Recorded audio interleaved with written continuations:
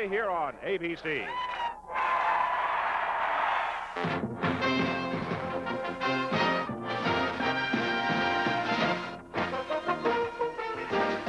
ABC Sports presents College Football Today. From our studios in New York, Jack Whitaker.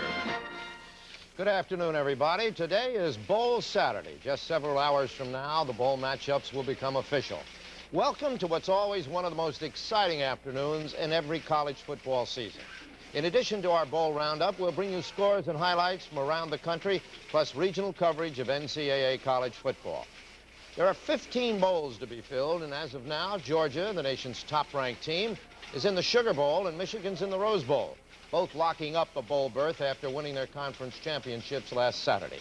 So stay tuned with us for the official bowl announcements. It's college football's equivalent of May I Have the Envelope, Please. But now, for a report of what's been happening in college football today, here's Jim Lampley. Jim? Thank you, Jack. One team about whose bowl plans we can be unofficially certain is Pittsburgh. The Panthers are most likely headed to the Cotton Bowl to play the Southwest Conference champion. Right now, they lead Rutgers 31-3 in the third quarter. 2 touchdown passes in the first half for Danny Marino in that ball game. Michigan is closing out against Ohio State before the Wolverines go on to the Rose Bowl. It is now Ohio State 24-14 in the fourth quarter, as the Buckeyes, within the past 5 minutes, seem to have taken command of that game. Harvard still has a chance for a tie in the Ivy League if Cornell can beat Penn, and right now John Harvard is headed to a big win over Yale, 38-7 at Cambridge in the fourth quarter. Dartmouth at Princeton, it's 36-14. Dartmouth in the fourth quarter.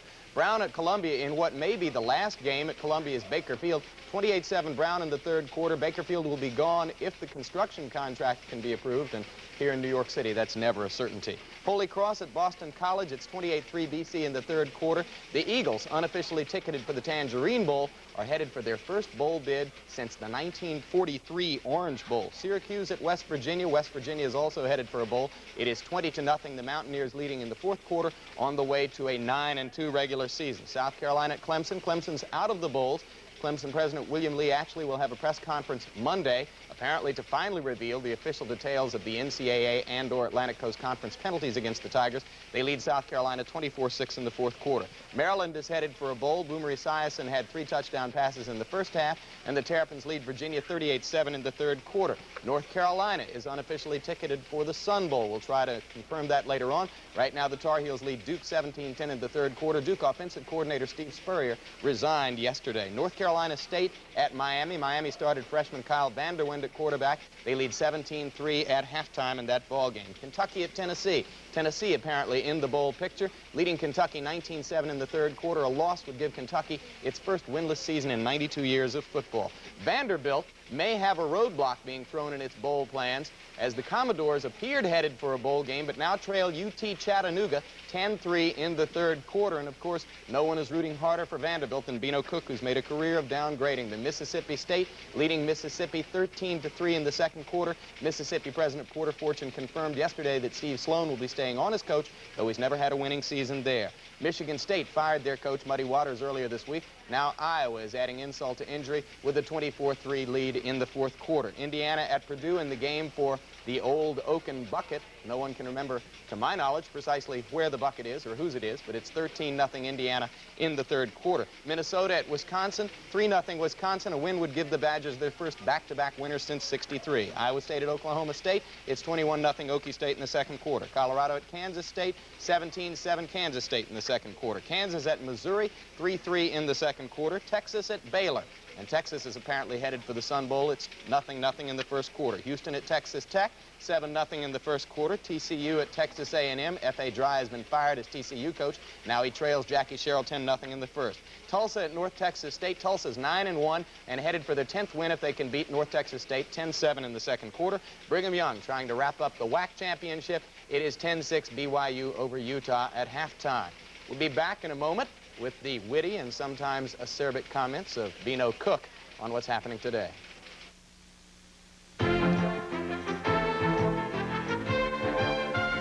College Football Today is brought to you by AC Delco General Motors Corporation.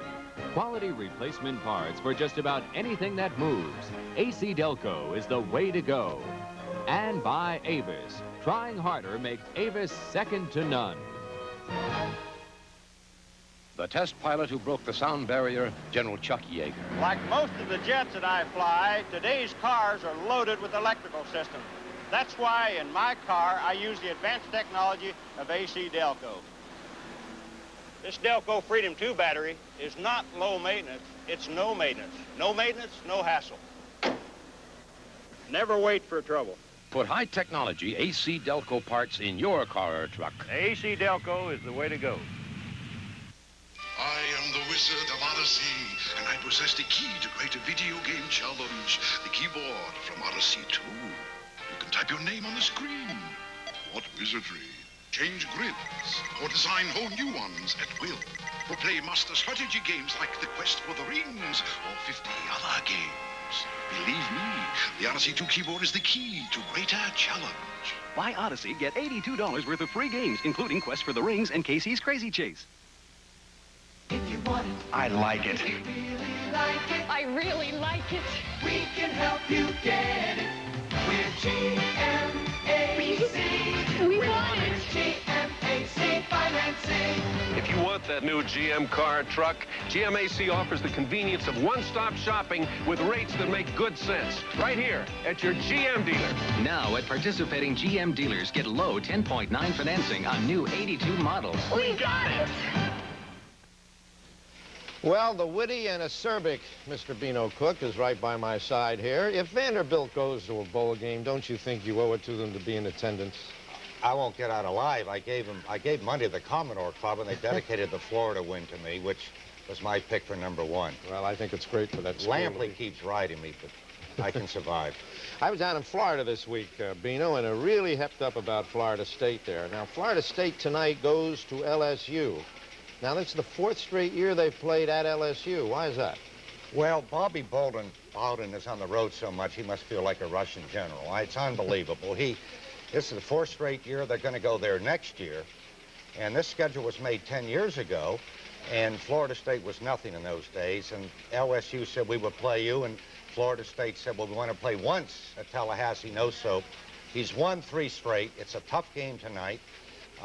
He's good on the road, Jack. He's won 28 and lost 13 in his career at Florida State, and 17 out of the last 21. They're a little upset that they didn't change it to a daytime game. Well, I think if LSU has to share the money, Florida State keeps it all. If LSU got to keep it all, they would have kicked off at 8 a.m. The television money. Yes. Listen, another thing I hear, when will Georgia and Alabama play again? 1984. Why is that? Well, they play every so often. It's a rotating schedule, and they will play in 84 and 85. All right, Beano, thank you very much. We'll hear more from you at halftime. We're going to take you out to the football game right after this message. Avis Express, the first express service to require no pass, was just the beginning. I'm David Mahoney, chairman of Avis. Now there's another first, Avis Shuttle, for busy travelers who commute between major cities. And this service is available at 16 airports, where you can now pick up your contract before your flight. When you land, you go straight to your car. Avis Shuttle Express. Another way trying harder makes Avis second to none. Second to none. Honey, that blue paint looks fine for our new house, but I don't think we brought enough with us. Yeah, and who knows if there's a custom paint store around here. D&W Paint and Paint Supplies. The Bell System Yellow Pages talks when your fingers do the walking. You save gas, money, and time. Hal's Paint, corner of Oak and 3rd. We match colors. Looks like we've run out. That's okay, Dad. We'll just run out to the corner for some more. Get the Yellow Pages talking. We match colors. Let your fingers do the walking. Winter's just around the corner, so bring your car to Sears' biggest tire sale of the year. Every Sears radial and non-radial tire is on sale. Aramid belted radials, 50% off. Road Handler steel belted radials, 40% off. Road Handler all-season radials, 25% off. Even $15 off the Die Hard battery. And Spectrum 10W40 oil is just 79 cents. But hurry, the sale ends Saturday. At Sears Tire and Auto Centers, we install confidence just in time for winter. You can count on Sears. We're waiting in Texas for the annual showdown between the Hogs and the Mustangs, Arkansas and SMU. And when a college football team has won its first 10 games of a season these days, you know that a team has had to escape from some tough moments. Well, SMU has had 3 breathtaking escapes this year, but none quite as dramatic as the one of last Saturday against Texas Tech. The score was tied 27-27 with 17 seconds to play in the ball game, kicking off after the tying field goal. SMU's Blaine Smith finally, and I mean finally, gets hold of the ball, laterals across the field to Bobby Leach, who runs 91 yards for the winning touchdown, and when he crossed the goal line, just 4 seconds left to play. It is from moments and plays like these that champions rise, and SMU firmly believes that Lady Faith, Dame Fortune, whoever she might be, is wearing their colors in 1982 as they try to wrap up a perfect season by beating Arkansas this afternoon.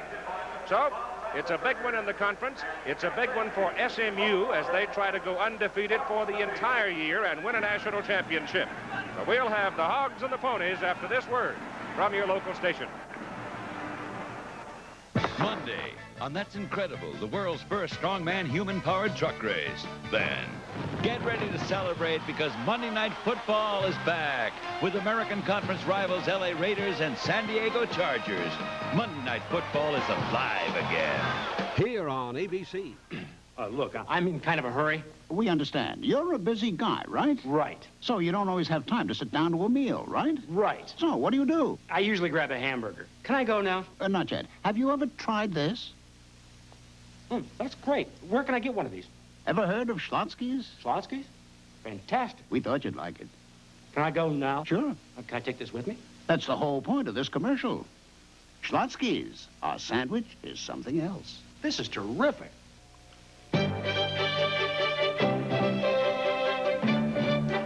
If you've ever had the feeling you had to wait forever for a Subaru station wagon, here's good news.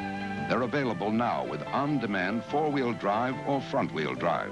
But because of Subaru mileage, Subaru sticker prices, and Subaru durability, better see your Subaru dealer soon before they start disappearing again. See John Roberts Subaru, 4108 South I-35 at Ben White in Austin. I've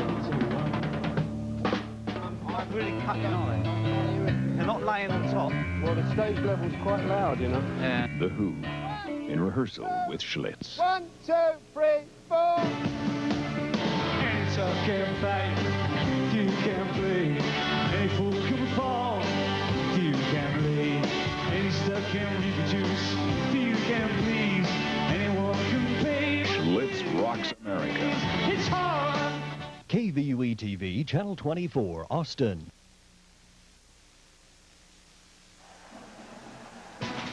ABC Sports presents our 20th year of NCAA football. So many great memories tumble out of those 2 decades. Let's go back to the year 1981 for one of them. Los Angeles, California, 12 seconds to play. Oklahoma leading USC 24-21. John Mazur hooks up with Fred Cornwell. Trojans pull it out 28-24. Today, we have the Arkansas Razorbacks and the SMU Mustangs and a big one from Dallas. Arkansas, led by senior quarterback Tom Jones, wants a big game today. A senior like running back Gary Anderson. They're running and passing a key for the Hogs. And a defense that is led by Billy Ray Smith that has allowed less than 10 points a game this season. SMU with its thunderous ground game, All-American Eric Dickerson and Craig James. These 2 tailbacks averaging more than 240 yards a game.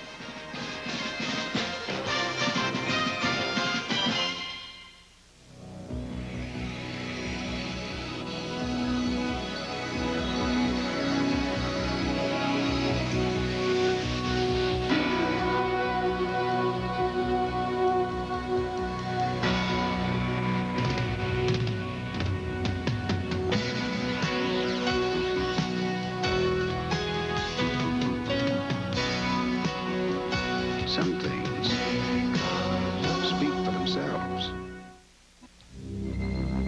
It's not magic. Just a bright idea from Aladdin. An energy-saving way to stay warm. Economical and efficient. Clean and safety tested. Aladdin kerosene heat. Redesigned, refined, and perfected. Let you put the heat where the people are. Bring home a bright idea. It's not magic. It's Aladdin. Texas Stadium, community of Irving, suburb of Dallas. About 25,000 Arkansas partisans come to their feet as the Razorbacks come onto the playing field. Arkansas 8-1 on the year, ranked number 8 in the country, coached by Lou Holtz. His 6th season with the Razorbacks with a record of 53-15-1.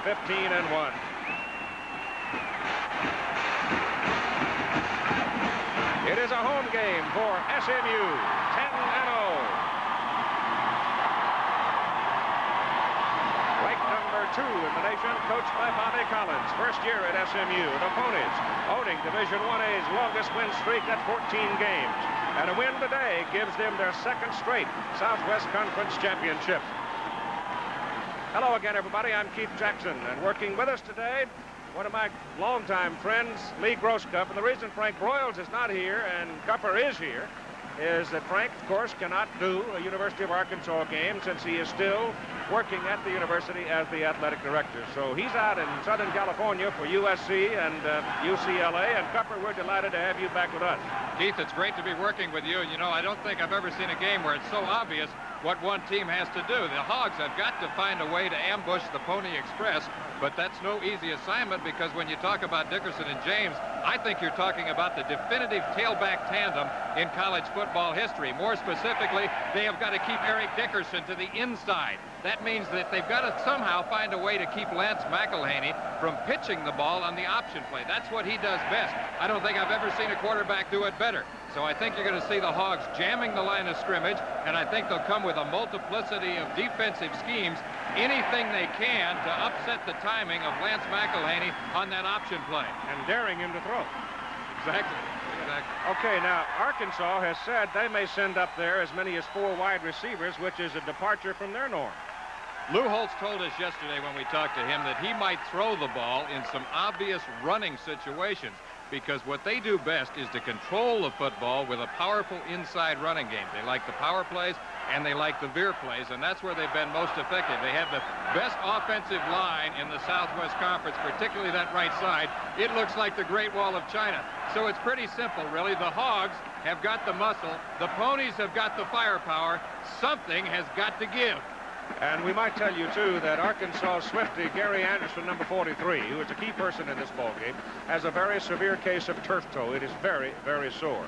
And as SMU tries to close out its perfect season, the first one really since 1923, it's ironic that I can tell you that the first SMU coach, the very first one, Ray Morrison, died in his sleep yesterday morning at age 97. So Ray Morrison, who brought the flying circus show to SMU and put them on the map in college football, has passed away. It'll be a great game today. We'll have it in a moment. NCAA College Football, brought to you by Budweiser Light. The light beer brewed with quality ingredients and beechwood aging for a clean, distinctive taste worthy of the king of beer. By Kentucky Fried Chicken. It's cooked the Colonel's special way, so it's always tender and juicy bite after bite. Kentucky Fried Chicken, we do chicken right. By Chevrolet. Chevrolet is USA 1, and USA 1 is taking charge. And by Atari Home Video Games. I've been hearing the so-called sports expert talk about his realistic home video baseball game. Well, I've played real baseball. And I also played the new Atari Real Sports Baseball, and I like it. Because I can hit and run, steal, pick off runners. Hey, it's baseball like baseball should be played. And who are you going to listen to anyhow? That other guy who just talks baseball? Or a nice guy like me who lives it? New Real Sports Baseball, one in a series only from Atari.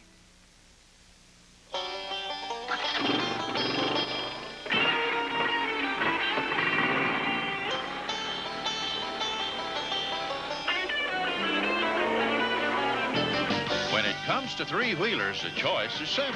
Whether you're picking for work or picking for play. Just pick the Honda ATC. Follow the leader, he's on a Honda.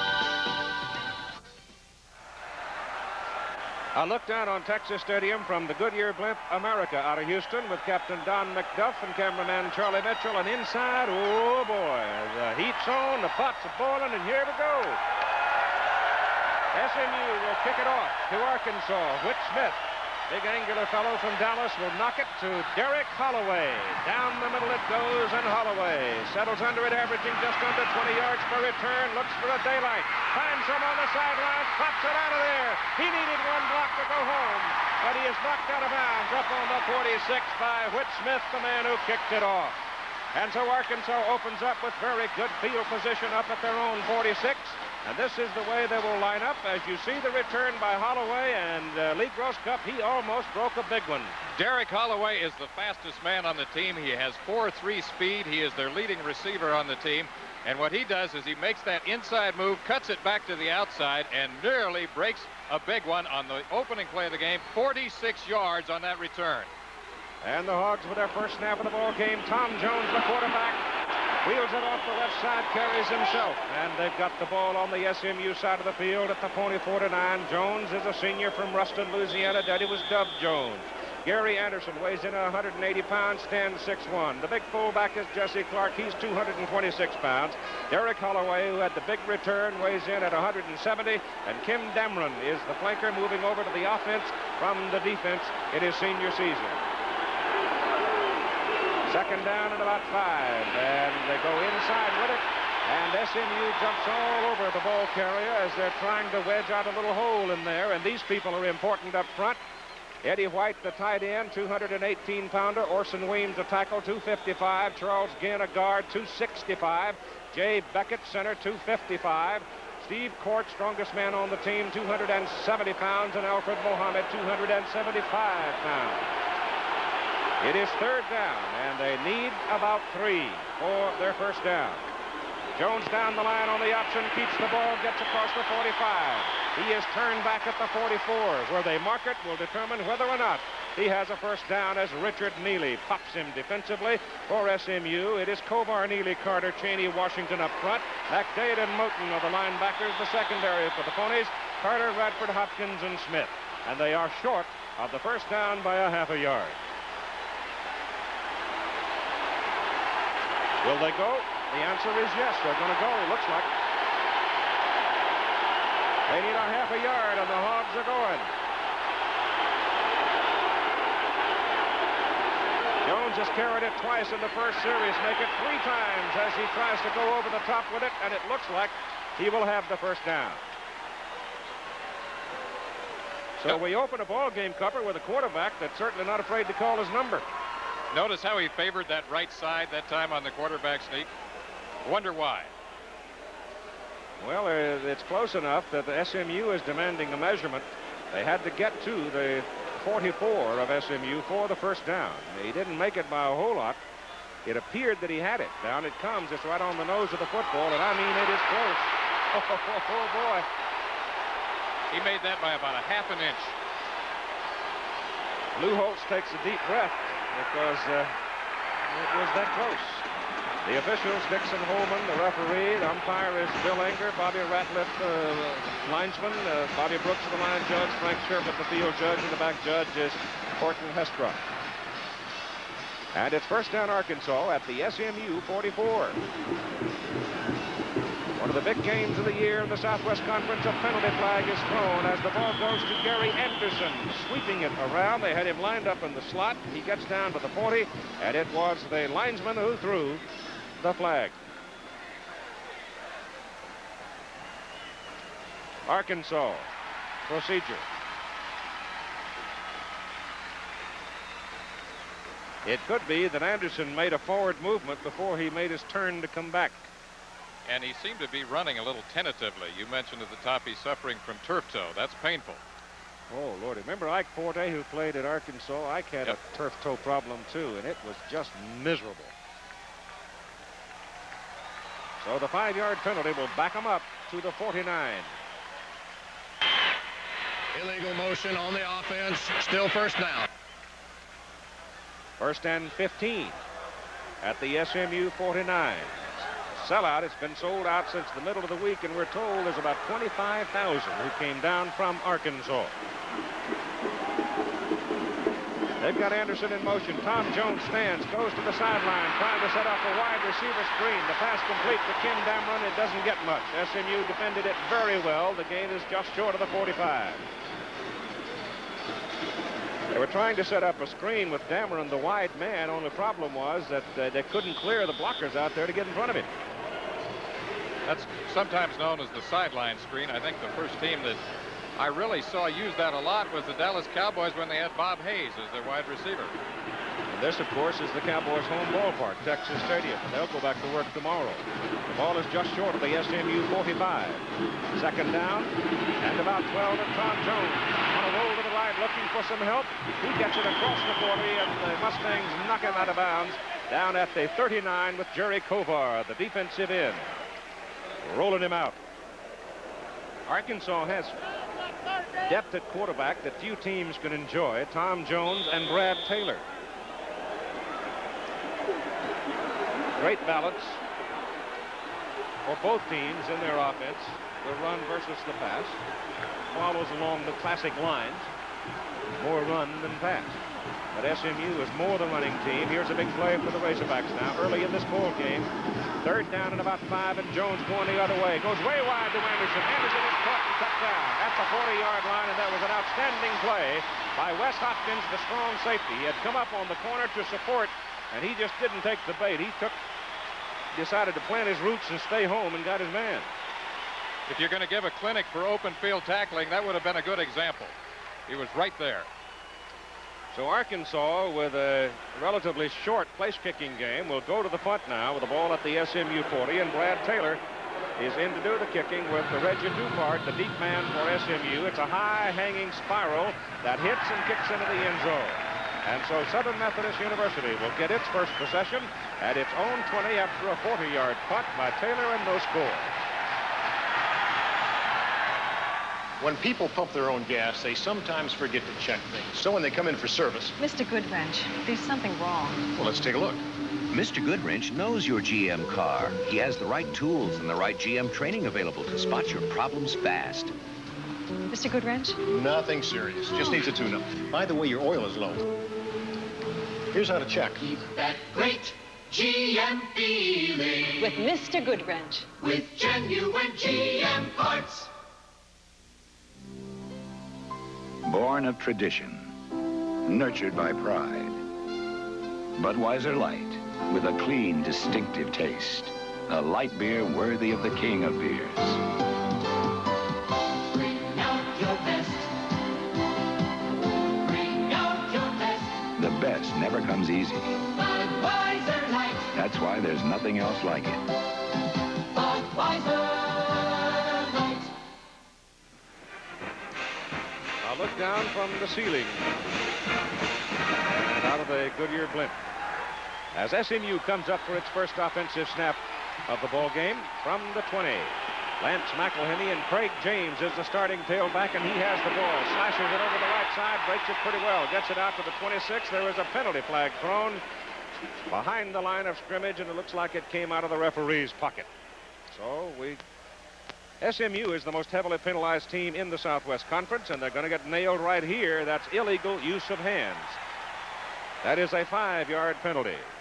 Lance McElhaney, the quarterback, a junior, 188-pounder, so deft at the option. Eric Dickerson is not starting, but he will be in there. This is the man who got the start today, Craig James, at 215 pounds. The fullback and fundamentally a blocking back, Mark Kreitz, at 217 pounds. Jackie Wilson, the split end, at 195. And Gary Smith is a flanker, a senior out of Houston. So they back him up to the 15, where it is now first down and 15 for the Mustangs. And man in motion is Bolden. McElhenney going down the line, attacking the corner. Arkansas hits him, but he keeps on going. Gets it to the sidelines and gets it up to the 19. The offensive front for SMU. Ricky Bolden, your tight end, is 6'5", 249. Ricky Schulte, a tackle, 250 pounds. Joe Beard, left guard, 227, a good one. Chris Jackson is the center at 6'4", 252. The right guard is Andrew Campbell, 252. And Grady Burnett is the right tackle at 250 pounds. The offensive front of SMU, as their coach there, Bobby Collins, they are burdened with a chore today of trying to keep the Arkansas defensive people out of the backfield. Arkansas is a pressure defensive team. And McElhenney, again, going to the corner. Coming wide. They string him out well, and they level him at the Greg Lasker coming across the strong safety. But there were a lot of people there. Ron Perot, big defensive end, number 69. Ricky Richardson, 67. Earl Buckingham and Billy Ray Smith. The linebackers are Mark Lee, Bert Zinnemann, and Milton Fields. The secondary, Walters, Burns, Lasker, and Nathan Jones. For SMU, it is 3rd down and 9 from their own 21. Third obvious passing situation. They have liked sprint out passes and particularly throwing sidelines and deep curl-ins to their wide receivers. That's what Lance McElhaney does best. And Bolden is a big target, that tight end. They break it for James. First down as he pops it up the sidelines, and he's just shoved out of bounds. Just got him as he broke it big out to the 41. Mark Lee and Greg Lasker were the people that kept him from going to 6.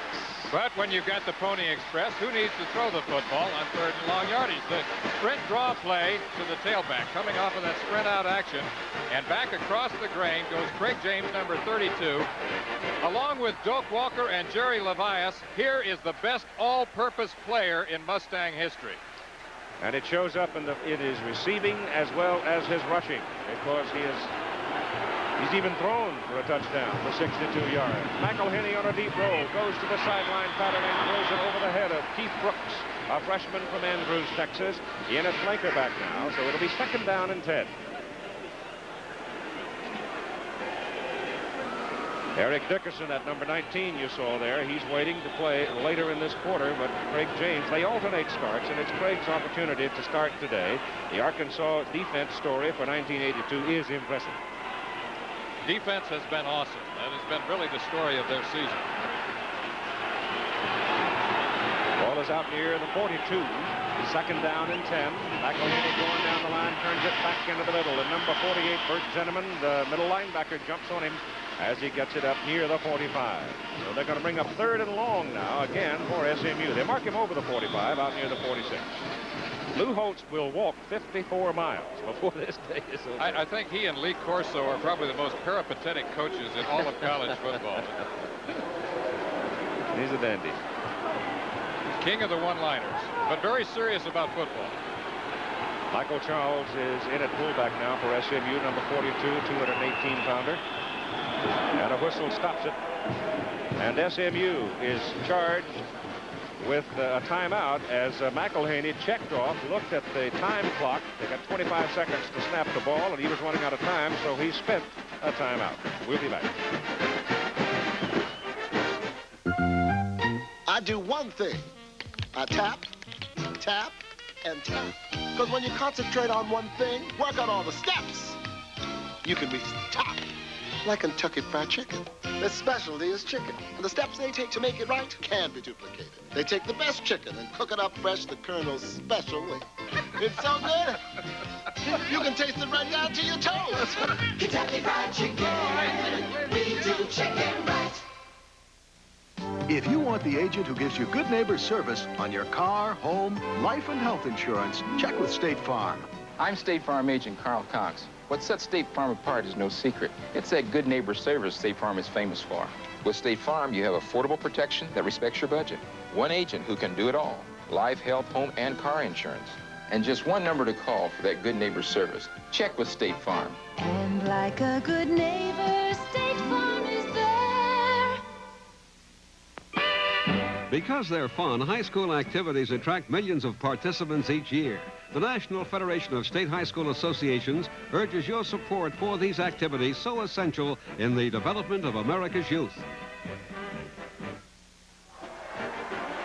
As noted, SMU has the longest win streak in Division 1A, but over the last 2 years, with McElhaney pulling the trigger, they have really been something. 20-1, what with Messrs. James and Dickerson, and here's McElhaney in trouble, and Richardson would have no part of it. He got him by the coattail, one hand.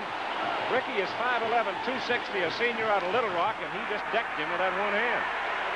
Well, he had 66 tackles coming into today's game, and his nickname is Donut.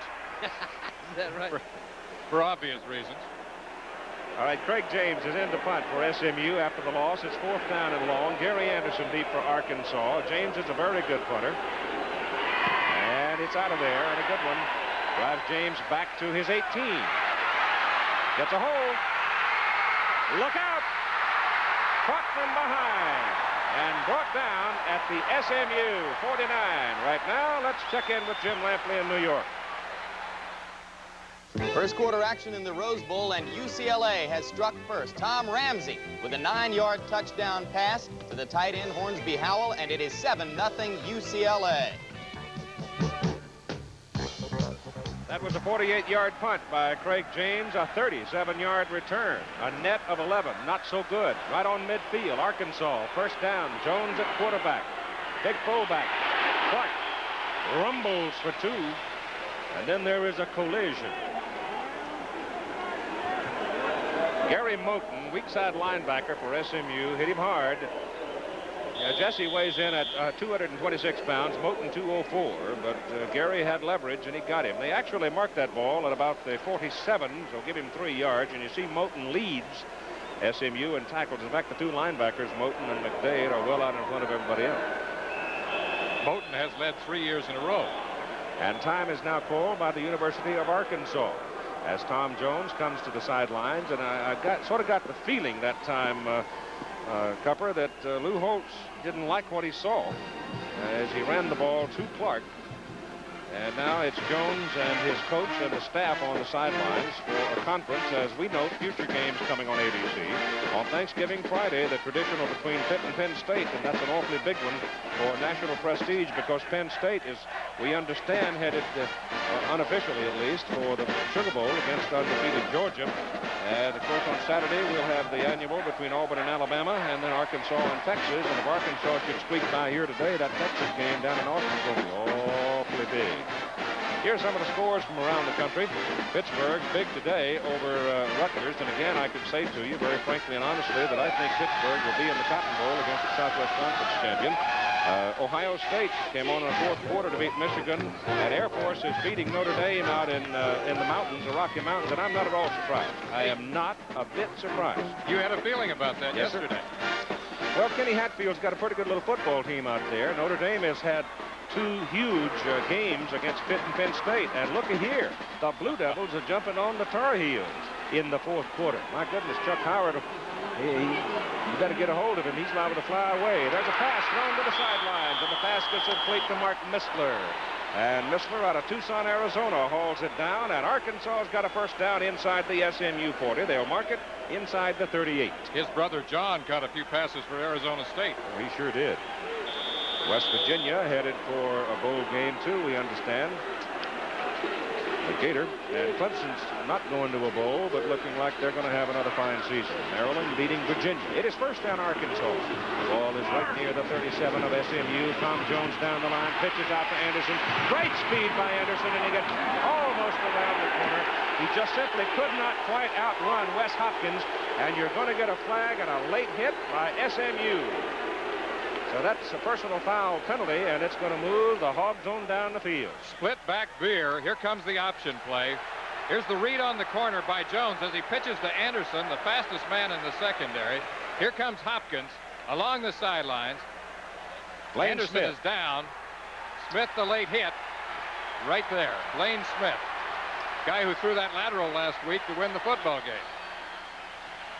Well, he comes up. He is so aggressive. He is the free safety for SMU, and he loves to support on the corners. The ball was dead. Late hit by the defense. Out of bounds. First down.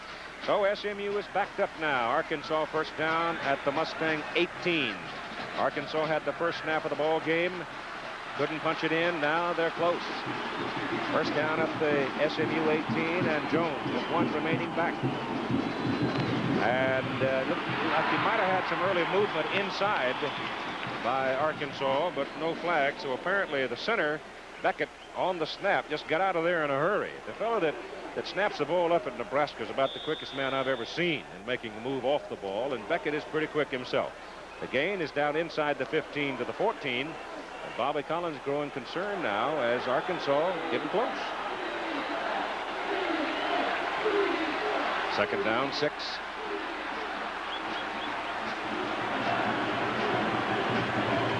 Jones opposite to Clark, keeps it, goes way wide to Anderson, shakes one man, loses his footing. They play on the rug here. at Texas Stadium. And this field has a very high crown in it. You kind of run downhill when you're going away. And Gary slipped down back on the 16, and Duke has beaten North Carolina 23-17. Boy, that's a big win for the Blue Devils. Wonder what kind of a day Bennett had at quarterback for them. He has been throwing the heck out of the football all year long. Pretty good, yeah. So the loss is back out around the 16. And third down and 8 now for Arkansas. Here's Jones on a deep roll. Looks over the middle. Goes over the middle. Pass is caught. Man is down. Ball squirts loose, but the man is down at the 9. It was Kim Dameron, the flanker, who had come over the middle and curled back.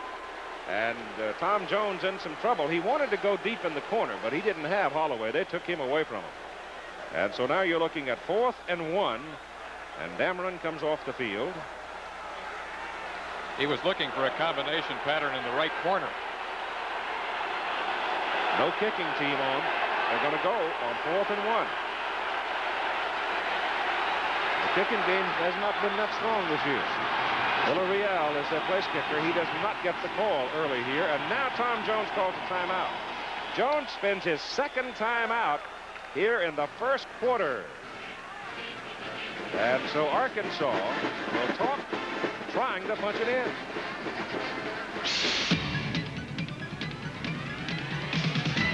We are USA 1. Taking charge by unleashing a Chevrolet the competition can't touch. Camaro, flat outselling every other 2+2 sports coupe on the road today. And now Camaro is led by a new standard 5-speed, 5-liter Z28. The hot-selling Chevy Camaro. It still leaves everything but its shadow behind. USA 1 is taking charge. Who is America's leader in radials? Goodyear. We outsell all foreign radials combined. And here's one reason why. The Goodyear Eagle GT. A high-performance radial that gives a great performance in the rain with outstanding traction and superb handling on wet, slippery turns. The Goodyear Eagle GT. It's one reason Goodyear is the leader in radials. No foreign maker of radials even comes close. When you need radials, come up to Goodyear. My name's Randall Cobb. Next time Larry Holmes sees me, he's gonna see this. We'll see about that Friday night. The WBC World Heavyweight Championship only on ABC. 5:44 remaining in the first quarter. Arkansas spending its second timeout here in the first period. And they have the football, 4th down and 1 at the SMU 9. Anderson and Clark behind Jones. It's Jesse Clark. And Clark pounds in over the right side, running behind Court, Beckett, and Mohammed. And looks like he does have the first down as they mark it inside the 7. The name of that battleship right there is USS Court.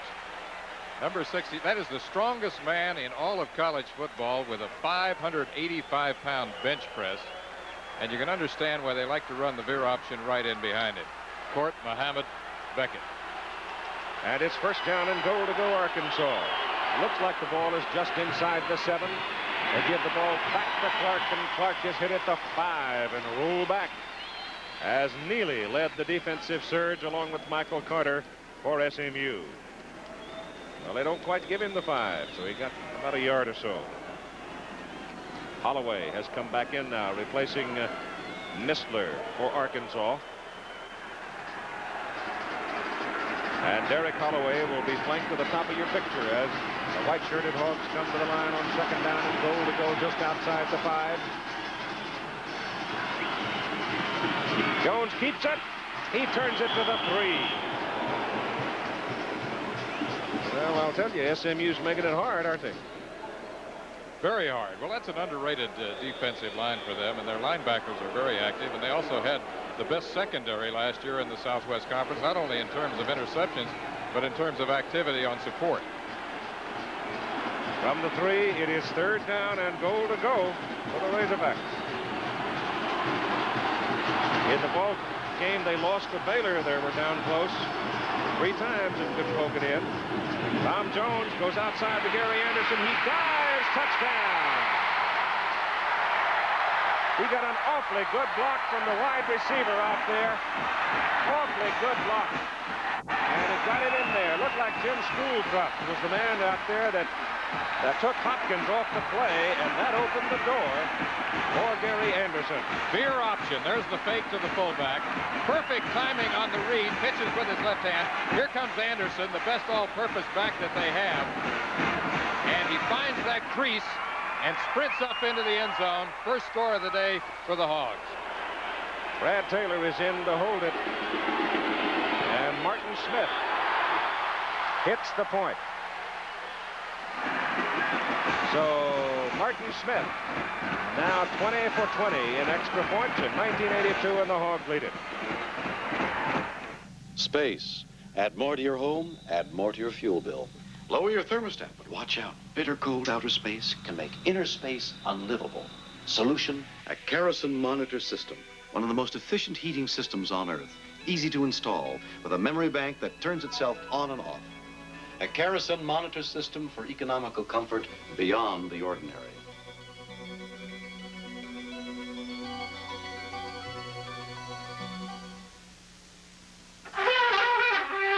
Morning seems to start out better.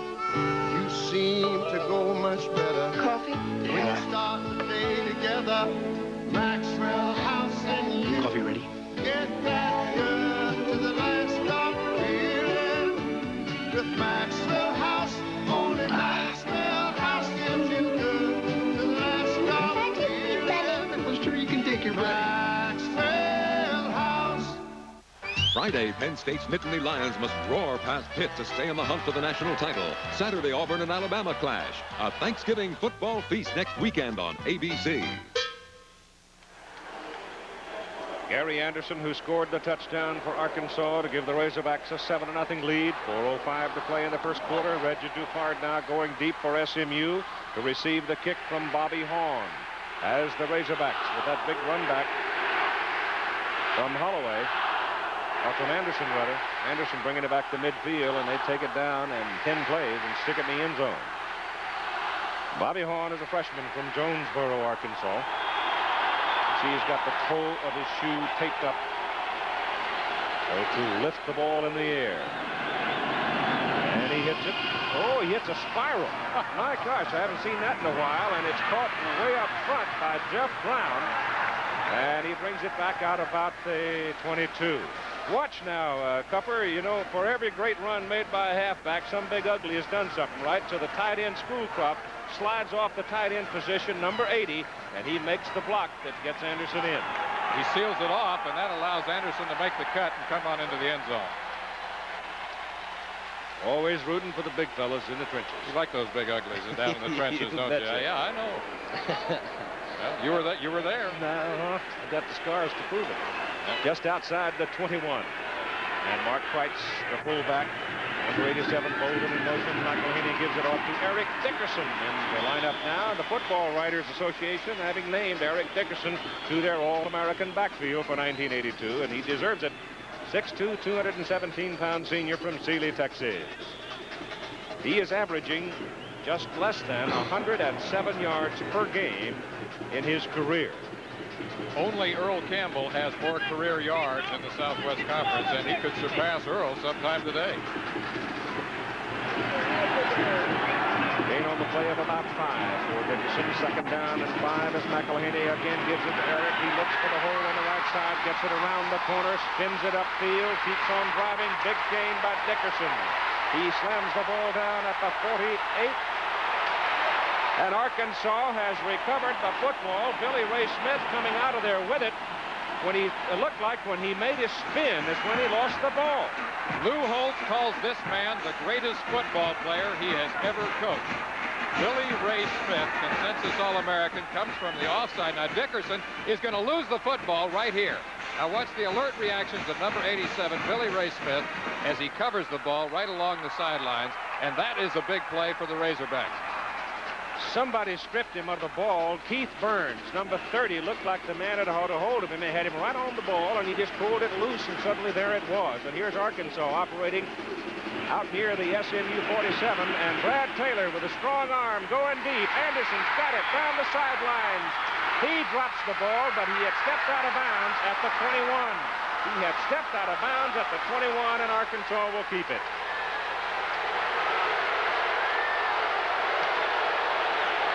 Here is the newcomer of the year in the Southwest Conference from last season. He's a sophomore now, but this is one of the best arms that I have seen, our quarterback in the Southwest Conference. Anderson catches the ball on the corner route. Watch the left foot right there. He's out of bounds. That kept the ball for Arkansas, because if he had not stepped out of bounds, he lost it. All right, Darrell Bowles is in the backfield now for Arkansas. They give the ball off to that big fullback, Jesse Clark, and he just barrels straight ahead. And he's down to about the 17. This is perhaps the best quarterback tandem they have had since the days of Montgomery and Ferguson, and that goes back to 1970. Holloway comes off the field. That puts Missler onto the field, so they are double wide now. Swift people flank to both sides of the field as Taylor comes down the line with it, keeps it, turns it up the middle, goes inside the 10. He's got a first down. A first and goal to go for Arkansas. Easy to see why Lou Holtz is excited about this young sophomore, who is also an outstanding basketball player. He can throw the ball about 80 yards, and he also has quick feet. Well, the Arkansas offensive front generally accorded best posture in the Southwest Conference. All the coaches say it's one of the best offensive lines of the country. And it's doing its job right now. Just inside the 10, first down and goal to go. And the ball goes to Darrell Bowles, and Bowles is cut down at the 7. Number 98 among the first to hit him. That's Mitch Willis, a junior from Arlington, for SMU's defense. Big guy there in the middle is Michael Carter, perhaps better known as a shot putter than a football player. He occupies a lot of real estate in the middle there, but Jay Beckett and company handling pretty well so far in the ball game. 67-7 in the shot, 5th best in the world.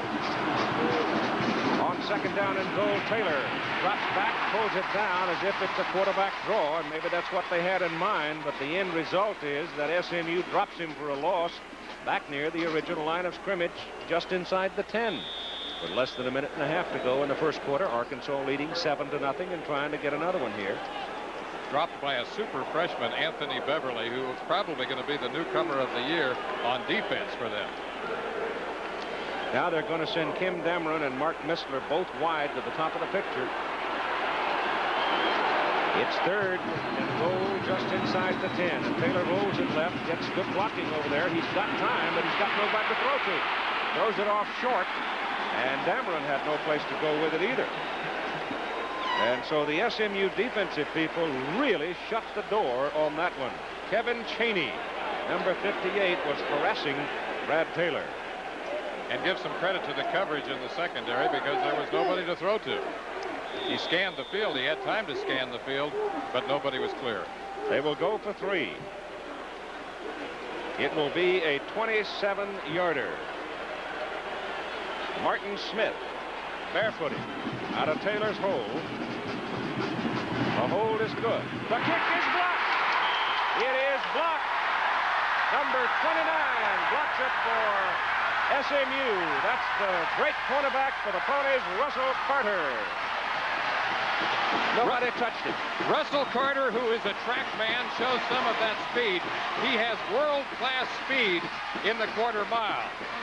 And you see it. If I were giving a clinic on how to block a place kick, I would put Carter into it. Well, he just slipped up on the outside. I don't think anybody saw him. And boy, here's another angle. It looks momentarily like the kick's going to get away. And look at this. Up, up, and away.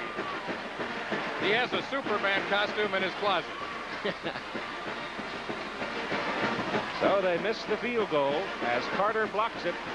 7-0 Arkansas with 53 seconds to play in the first quarter. The officials have been in conference. I didn't see a flag thrown. And apparently there is none. So the ball comes out to the 20, where SMU will have it first down. Well, that's going to lift the spirits of the SMU defensive corps. And they've got Craig James in this series at tailback, behind Mark Kratz, the fullback, and McElhaney, the quarterback. And James has got the ball. And James has got 9 yards before Greg Lasker can knock his feet from under him. Well, after a 9-week hiatus, pro football is back in business, and on ABC's NFL Monday night presentation next Monday at 9 Eastern Time. Oh, it's a good one. The San Diego Chargers and the Los Angeles Raiders. Raiders finally get to play a home game, but they're still practicing in Alameda, where I live. That's a big ball game for a shortened season, though. They go to Craig James again. James trying to get his first down. He runs right into big Ron Farrow and Earl Buckingham. He may have the first down on momentum as the ball seems to be touching the 30. Well, if they started from the 20, that's got to be a first down. It is.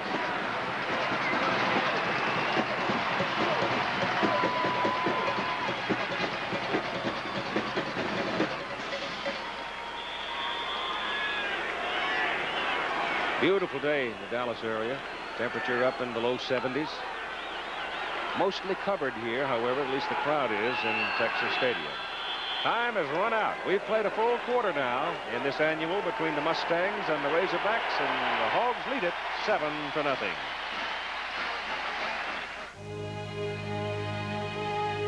For some, the word laser conjures up images of outer space, but Xerox scientists saw the laser as a force to increase office productivity. And today, lasers help Xerox electronic printers take information from computers and word processors and print it out faster and in more useful ways. Other Xerox lasers are helping bring back images from Voyagers 1 and 2 to help increase productivity all over the world and beyond. Tough Chevy trucks are taking charge with the all-new S10 Blazer. Available with a revolutionary Instatrack 4-wheel drive system. Shift from freewheeling 2-wheel drive to 4-wheel drive high and back at any speed. Try that with any other 4-wheel drive system. Taking charge with almost 12 inches more load length than Ford Bronco. S10 Blazer from America's truck sales leader. Tough Chevy trucks are taking charge.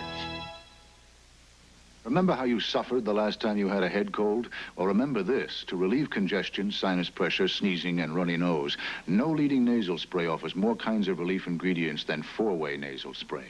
Dristan long-lasting doesn't. Duration doesn't.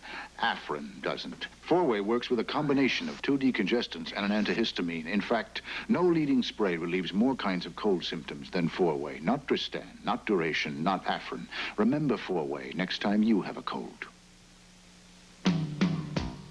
I say, what's the good of making a living if you never live? Turn it loose, turn it loose, turn it loose tonight. Coors Light, turn it loose tonight. Don't hold back, turn it loose tonight. Coors Light! My beer's got to taste great without weighing me down. It's got to be Coors Light all the way. Coors Light, turn it loose tonight. Turn it loose, turn it loose. That's downtown Dallas and the surrounding Metroplex. A beautiful day as we come back inside Texas Stadium now for the first snap of the second quarter. SMU first down, and they go outside with it to Craig James, and James is strung out by the Arkansas defense, gets 3 yards. Keith Burns making the tackle. It was Burns who stripped Dickerson of the ball a while ago, and it looked like SMU was going to get it going. Here are the numbers for the first quarter. Keith, what's particularly impressive is the bottom line. Look at what Arkansas has done here in terms of time of possession. They have kept the football for 10 minutes and 39 seconds. That's exactly what we said at the top of the show that they would like to do. SMU has 0 passing yards in the first quarter. I think they will have to throw some today in order to win this football game. They give it to Craig James, and James trying to run over the right side. Gets it out to the 35. It's going to be 3rd down and 5. Here's a look at number 73, Earl Buckingham. Earl Buckingham is a guy whose nickname is Donut because he number 67, 73, Earl Buckingham really comes through here. and makes a perfect tackle on Craig James, number 32. James has now moved into third place on the all-time conference rushing list with 3,705 yards behind only Eric Dickerson and Earl Campbell. They go wide with it to James. James breaks a tackle and crosses the 45. Boy, he is a strong youngster. When you see him in civilian clothes going to school, he does not look like he is that big, 215, 16 pounds. But boy, I tell you, he'll hit you a lick, won't he? He looks like about 195, 200-pounder. We saw him yesterday, and he just looks like the All-American boy. But in terms of all-purpose yards, he's right up there now with Doak Walker and Jerry Levias, Arthur Whittington, some of the great ones that the Mustangs have had in the past. After that super effort, he comes out of the ball game for a breather. He's carried 6 times for 48 yards, and Eric Dickerson lines up at tailback now on first down for SMU at their 47. Ball goes to Dickerson up the middle. He travels, and for the first time today, SMU is in Arkansas country at the Razorbacks 49. Air Force halftime lead over Notre Dame, 17-0. And UCLA out over the Trojans in the first half of play, and Texas leading Baylor at halftime by 4. Not easy in the second half of the season out at Waco. Tennessee beat Kentucky, and Vanderbilt is beating Tennessee Chattanooga, and Vanderbilt, Tennessee both might wind up in bowl games. I'm sure that Vandy's going to. Second down, and McElhaney keeps, turns it down to about the 46. And 2 Razorbacks make him pay for it. Billy Ray Smith and Bert Zinnemann. Iowa also, I believe, headed for a bowl, probably the Peach in Atlanta. Indiana getting a win today over Purdue. And Wisconsin leading Minnesota. Minnesota started well, but their season collapsed with a siege of injuries. My goodness. Third down for SMU and 4. 3rd and 4. McElhaney gives it to Dickerson. Second effort by the big guy, and I don't think he made it. Bert Zinnemann, the linebacker, the middleman. Bert at 5'11", 221, a junior out of Little Rock, really put his helmet on him, and he's got him short. Bert Zinnemann, the middle linebacker, number 48, right here, has 86 tackles coming into today's game. Look at the footwork. Look how he positions himself and hangs on to that big guy right there. He needed some help, however, from his teammates. Buckingham came over, big guy. On 4th and a yard, Craig James wanted to run with it and then kicks it. If Arkansas was going to give it to him, Craig was going to take it.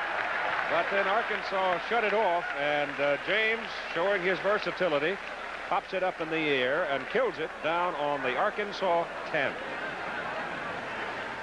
Change velocity ratio. Change data. When General Motors talks about fuel economy, it isn't just a lot of wind. Stable at 95. Although wind is involved, aerodynamics are tested here in 50-mile-an-hour winds because less wind resistance means more miles per gallon. This has helped GM double fuel economy since 1974. That's a fact, and not just a lot of wind. We're living up to our commitment. Right now, today, we're the best GM ever. You know, for years we burned in this symbol, the fire hat of Fireman's Fund. But here's an even more important symbol to burn in. It belongs to the people who sell our insurance, the independent agents. Each represents several companies, so they work for you to get the best policy and price. Naturally, we hope your agent picks Fireman's Fund. But make sure you pick an agent with this sign, and you won't get burned. In the yellow pages, Fireman's Fund Insurance Companies. Olympic great Teofilo Stevenson and world champion Tyrell Biggs battle. Bikers attack the grueling course at Carlsbad. Plus Elaine Zayak and Scott Hamilton dazzle next Saturday on ABC's Wide World of Sports. And we'll also have a post-fight report from the WBC World Heavyweight Championship bout between Larry Holmes and Randall Tex Cobb, which will have taken place on Friday night. Howard Cosell covering that fight for ABC. Arkansas now will operate from its 10. And Bowles is lined up behind Jones. Everybody else is wide, and Jones stands back and puts it in the air. Gives it out to Anderson, and Gary Anderson runs it up across the 20. and gets a first down for Arkansas at the 21. So now they got a little bit of room. And there's that formation they were talking about, Cooper. We have everybody wide. And there's that sideline screen that we talked about earlier, the play that the Cowboys made famous many years ago. He fakes first to his right, throws out here, and watch the screen set up behind Anderson, number 43, who cuts back and takes it upfield close to that first down. Jones now 4 for 4 in his passing for 32 yards from the 21. First down, Razorbacks. They lead 7-0. Pitch goes to Gary Anderson. Power sweep, gets outside. Oh, nice play. Dandy open field tackle by Blaine Smith. Right now, let's check in with Jim Lampley. Keith, UCLA has added a running game to their arsenal in recent weeks in the person of Danny Andrews. And it was Andrews who went in from 23 yards to cap the second Bruin possession, making it 14-3 UCLA. Back to Keith Jackson. All right, Jimmy. I think UCLA ought to be in a major bowl myself. They're about as good as anybody. But they're not. Second down and 8. And it's Bowles, and Darrell is across the 25. They'll give him the 26. And so they're going to be looking at third down and about 5. Big guy in the middle, Michael Carter. But he's got a big guy on him, and he gets cut down right there. Yeah, Beckett handling him very well so far. If you can get to his legs, you can take him down. That's the book on him. His upper body strength is awesome. Third and 5 for Arkansas. Jones straight back. Heat was on.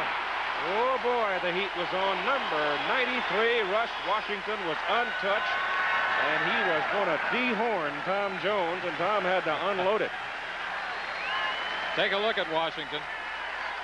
He runs right for Jones. This is supposed to be a quick screen or a slip screen. Notice how it's setting up out here. Russ Washington, number 93, really comes up on Jones and gives him a kiss.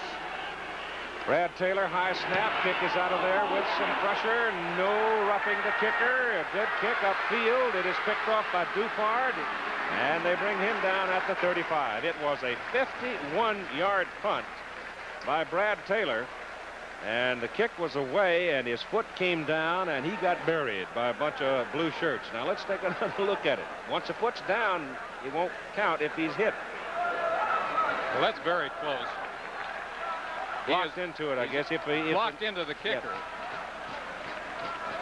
I couldn't tell who had hit him. The guy that made contact with Taylor first was flying through the air. And the referee was standing right there and shook his head. And so here's SMU now, just short of the 35. First down. McElhaney gives to Dickerson, runs into the stack, and goes down right about the line of scrimmage. Ricky Richardson helped him go down. Along with the pitch on the option, that has been Dickerson's favorite play. He's more of a run-to-daylight type runner, whereas James tends to be more of a slashing runner. Interesting thing about the Pony Express, these two tailbacks substitute themselves, and they do it every other series.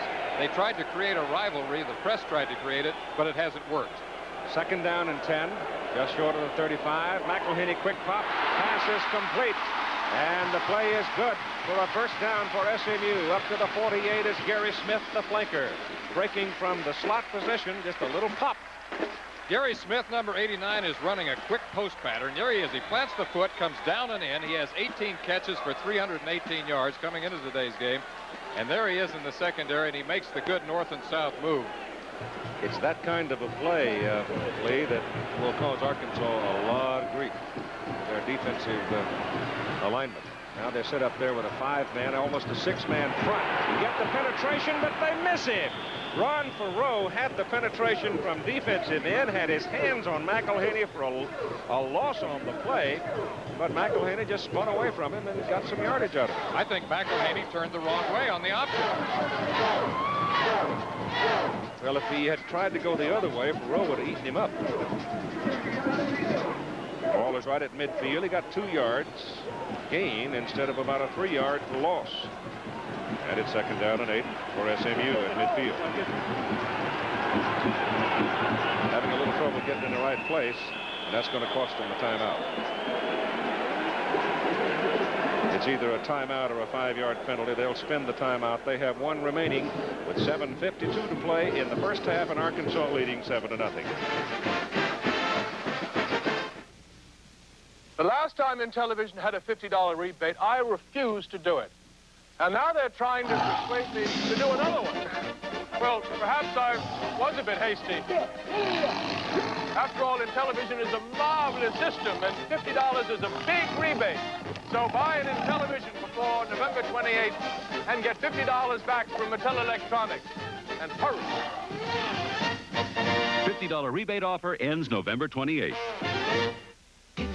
I like it. If you really like it, I really like it. We can help you get it. We're GMAC. We want it. We're GMAC Financing. When it's time for that new family car, GMAC can help you get it with financing to fit your budget. It's available right here at your GM dealer. Now at participating GM dealers, get low 10.9 financing on new 82 models. Nearly 3 million fans attended NCAA Division I AA football games in 1981. The Division I AA membership has grown to 92 teams for the 1982 season. The division championship will be determined December 18th at Wichita Falls, Texas. SMU and Arkansas, 7:52 to go, first half. Arkansas leading 7-0. SMU 10-0 on the season, ranked number 2 in the nation. They can lock the conference championship and the Cotton Bowl spot if they can beat Arkansas this afternoon. The Razorbacks must win to stay in the title hunt and the trip to the Cotton Bowl. They're also going to have to play Texas December 4. A little note on Eric Dickerson, the SMU tailback. He is just past Amos Lawrence for 11 in NCAA career rushing at 4,401 yards. It is 2nd down and 8 now for SMU at midfield. And McElhenney on a deep drop gets pressure. And he is spun down by number 49, Milton Fields. Milton Fields was uncovered in the middle, and he was coming all the way. Watch Milton Fields come from the inside linebacker position. Now McElhenney is working a sprint out pass to his left. The block is missed right there, and there's the tackle by Fields, the linebacker. So it's a big play for the Arkansas defense. The loss is back to the 41 of SMU.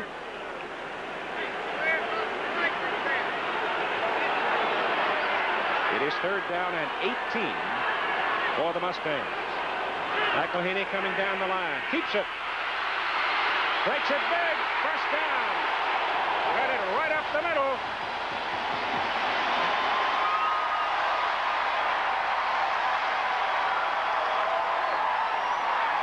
We talked about the timing of Lance McElhenney on the option play. Watch how he reads the corner. He sees that the pitch is covered. Now he makes the quick cut upfield. Zinneman and Walters are the men who ultimately make the tackle.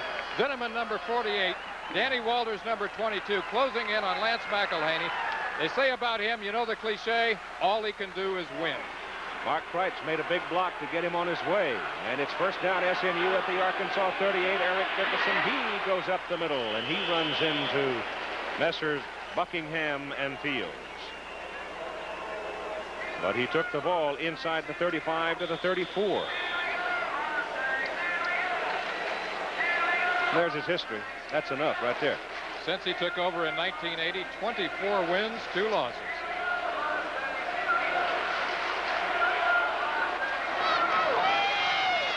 Second down 7 at the Arkansas 34. Ball goes to Eric Dickerson. He is at the 30. Lasker locking his legs with help from Smith. And now for SMU, it is 3rd down and 2. Arkansas getting its touchdown in its first quarter. Now with 5:50 to play in the second period. SMU moving it along. Craig James has come into the backfield, and he will line up now along with Eric Dickerson as they set up in a power I. Timeout is called, and it's going to be charged to Arkansas. So the Razorbacks have spent their 3rd timeout. They have none remaining in the first half with 5:41 to play in the first half. We'll be right back. Here's to good friends, Tonight is kind of special. Congratulations, you coached a pretty mean game. Well, I had a pretty good teacher. Did it teach you the part about the winning coach buying the Lowenbrow? You got it. Give me 10 minutes. I gotta go yell at my players. When you want the taste of a truly great beer, tonight, let it be Lowenbrow. So tell me, what'd you say to your teacher? Told him we were out-coached. Let it be Lowenbrow.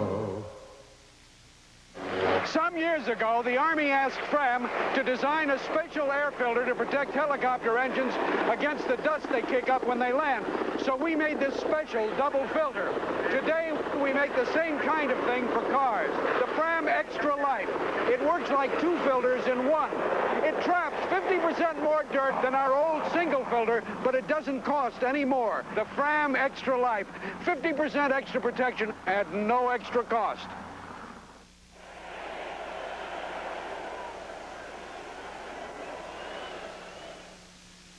Jim Lampley in New York. Washington trying to nail down the Rose Bowl berth in Spokane against Washington State. First blood, Tim Cowan to Anthony Allen for 24 yards. And the Huskies lead it 7-0. Back to Dallas and Keith Jackson.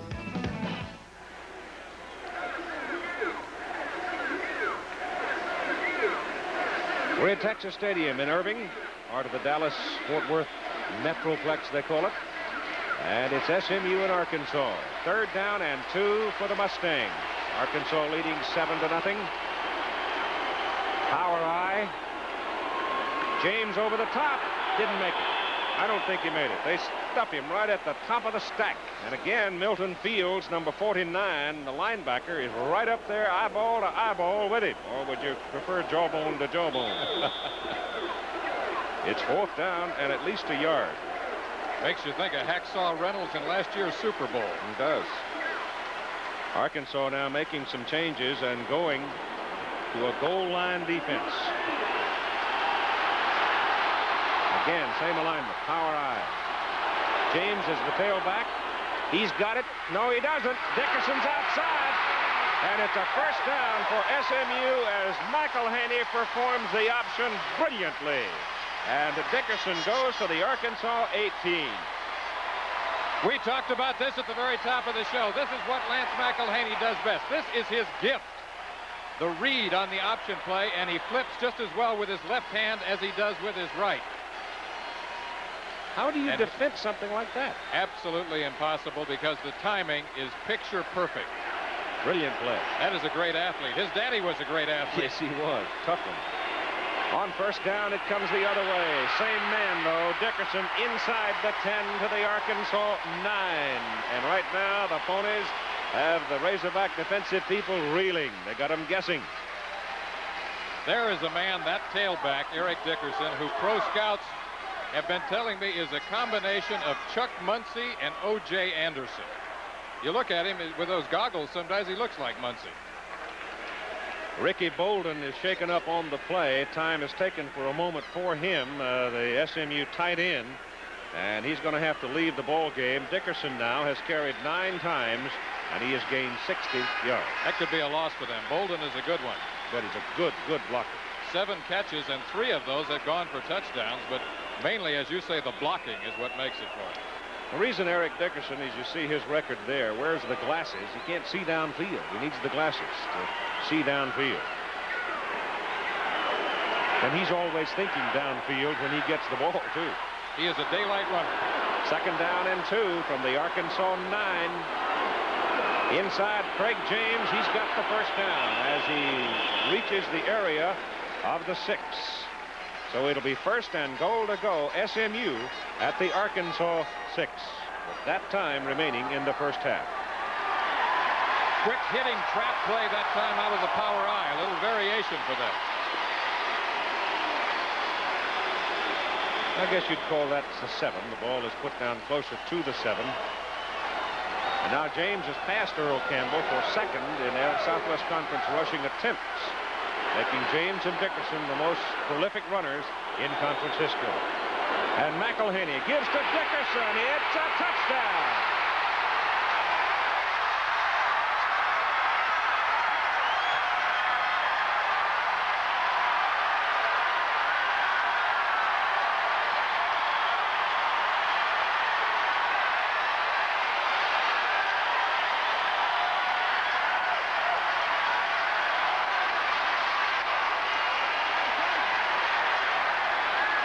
Great seal blocking on the left side, and Dickerson just canters in. Now your extra point try with Jeff Harrow. It's up and good. And so we're tied with 3 minutes and 57 seconds to play in the first half. And with this run, Lee Grosskopf, Eric Dickerson ties Doak Walker's SMU record for career points with 288. Schulte and Beard double team Billy Ray Smith, seal him off, which enables Dickerson to get to the outside and power his way in for the touchdown. He's a big man, and he is so quick. Billy Ray Smith, a great athlete, but he's being double teamed here. There's the seal block. And that tandem takes him right into the inside, which sets up the touchdown run for Eric Dickerson. Dickerson, before the day is done, probably going to break a double handful of records. And some I'll give you and some I won't. Well, you need a computer to get all of it. Right. That's right. The most important thing is about, as far as we're concerned, in our covering it, is who wins it. Here comes Holloway from the 1. He gets out of the traffic and gets to the sidelines and gets another big return. He runs it outside the 32 before Dwayne Anderson shoves him off the playing field. Ricky Bolden, we're told now, has a pulled groin muscle. He may be able to play some more. Those things sometimes can be very painful. Now Arkansas, they put the ball at the 33. They've got 3 minutes and 52 seconds to go. And the score is tied at 7-7. Keith Kidd and Holloway both wide to the bottom of the picture. And Tom Jones, the quarterback, hands it off inside. Carrying the ball is Mark Douglas, a senior from Van Buren, Arkansas. And he moves it out for 3 to the 36. Lou Holtz always comes to the ballpark with some trickery in his playbook. This might be a time to show one of them. He has been known to bring out some gadget plays. He has reverses, he has reverse passes, flea flickers.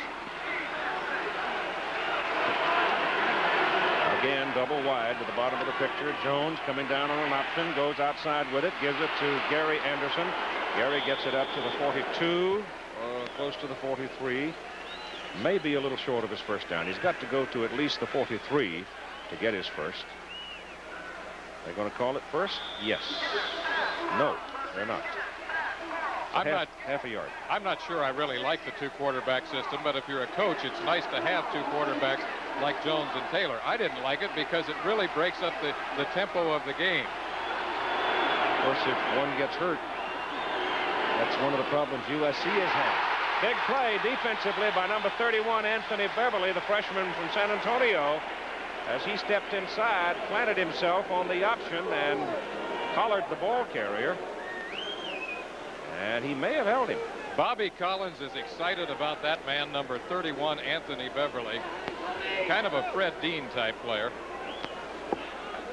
They flip over 4th down, but they'll bring the chains on just to define for Arkansas how much they need. It's close.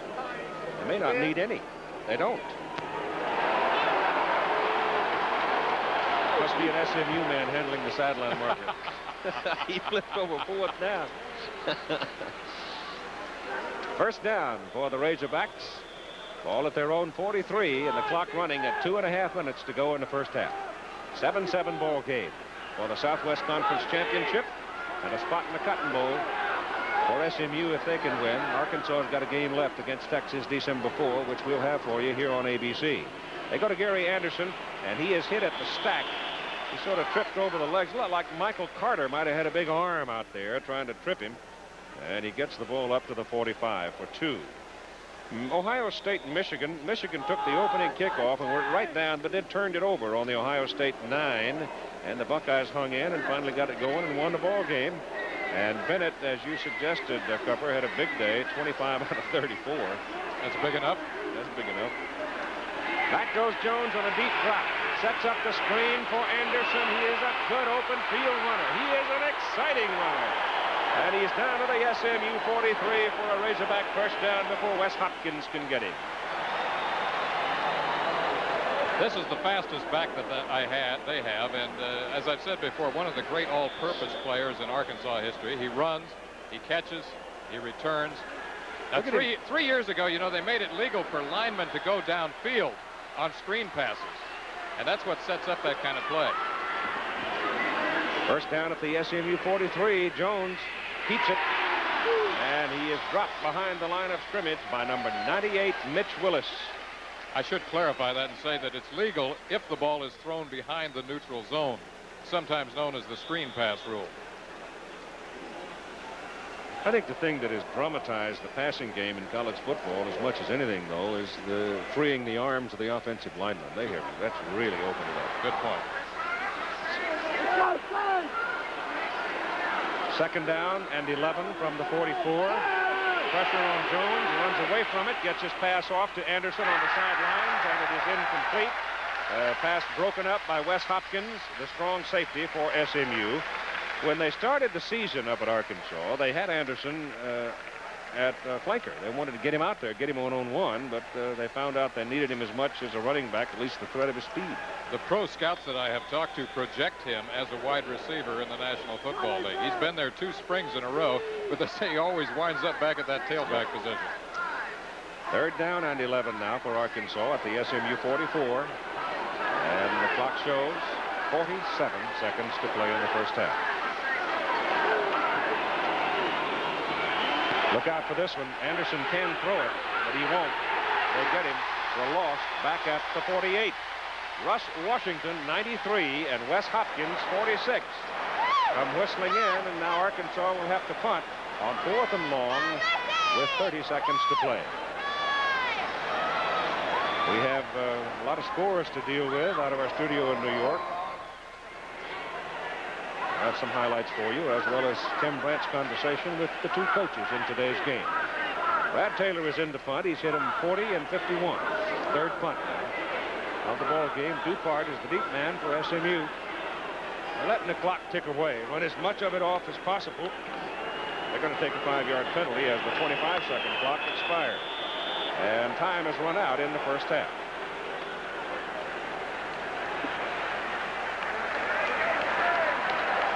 The referee calls the back judge over, who keeps the official clock, to determine with him whether or not time remained on the game clock on the delay of game call against Arkansas. They might have a second or 2 left on the game clock. That's, I think, why the teams are being held on the field.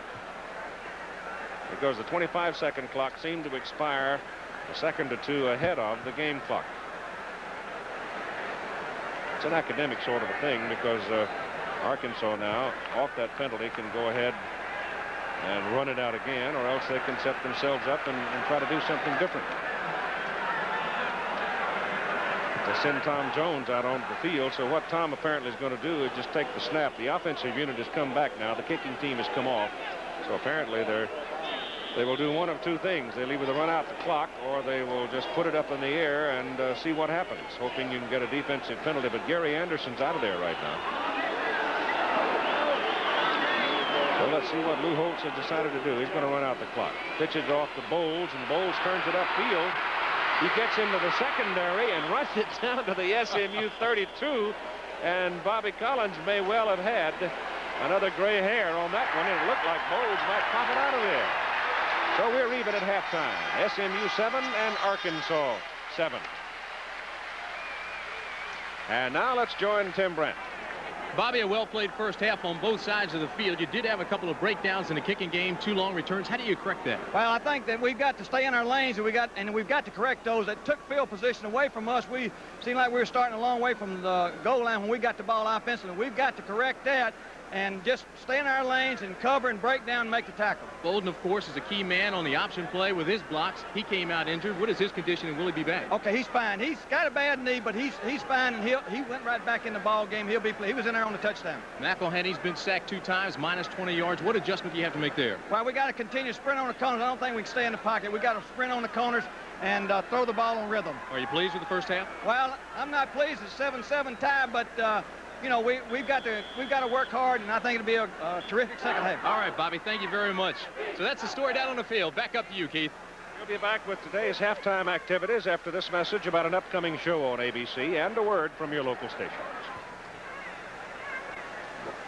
Sunday on Ripley's Believe It or Not, dangerous contests around the world, the love rights of the Black Widow, and your future freeway flyer.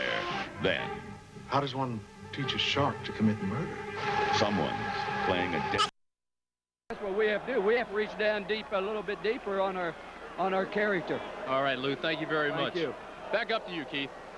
All right, Tim, I want to remake the point now that SMU tailbacks, their running game was starting to find some freedom on the corners, and going back over the 10 previous games by SMU, they have fourth quarter just about everybody they've played, so they just get stronger and stronger. Dupard will be the deep man for the Mustangs as Arkansas will kick off to start the second half.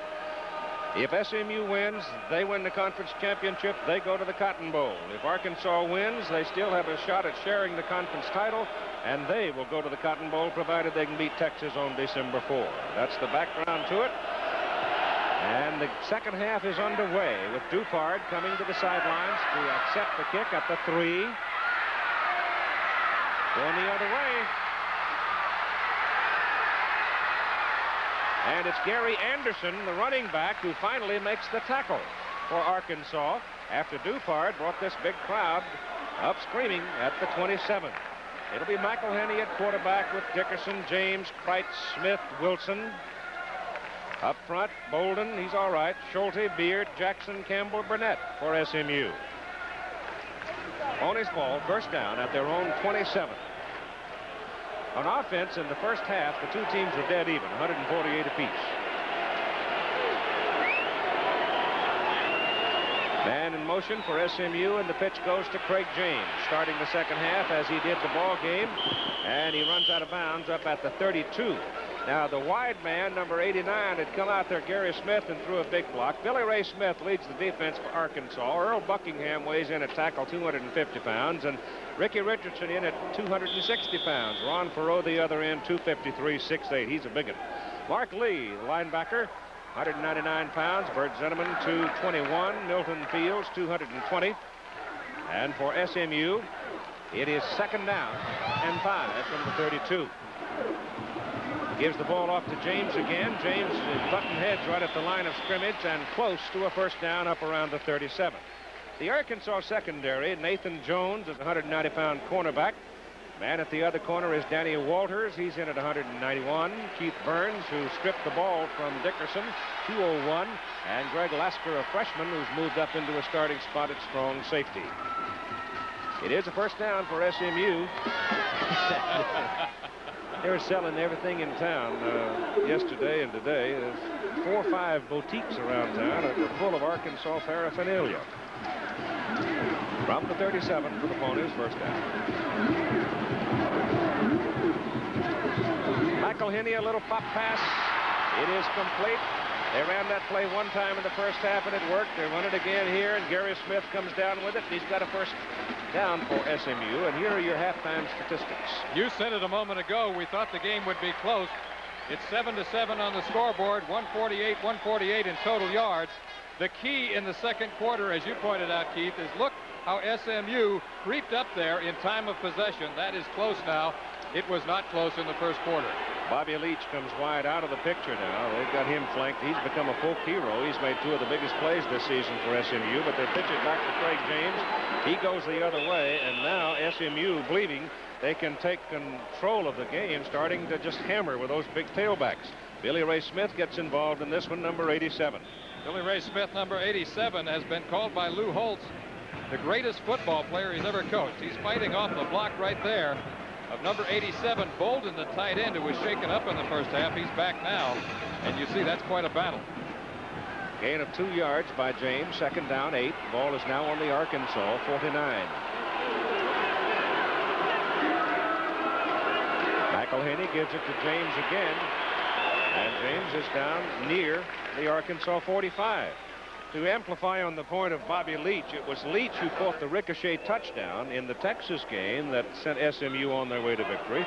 And it was Bobby last week against Texas Tech that ran 91 yards for the winning touchdown. He was telling Bobby Collins after the ball game that as he ran down the sidelines, he named a couple of coaches that he saw. He named a little boy, one of the coach's sons on the sidelines, that he saw him. And Bobby said, "What in the world are you doing looking at the sideline? Don't look at anything except the goal line." McElhinney rolling it out. Keeps it and turns it to the 40. Goes to the 38. Boy, he's tough. If SMU gets that much freedom on the corners, look out. That's exactly what we talked about at the top of the show. We felt the key for Arkansas would be to shut down Lance McElhinney on the option play and keep him from getting outside. We said earlier that that cliche, all he can do is win, applies so much to him. When he took over in 1980 as a freshman, the team had been losing since then 24-2. All right, Gary Smith is a man in motion to the top of the picture. They go to the tight side with McElhinney keeping the ball. Fumbles it.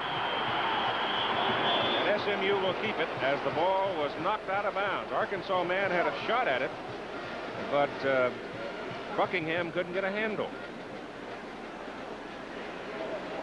That's what Arkansas has done this year. Their only stumble was out at Waco against Baylor, so they were 1-1 on the road this year.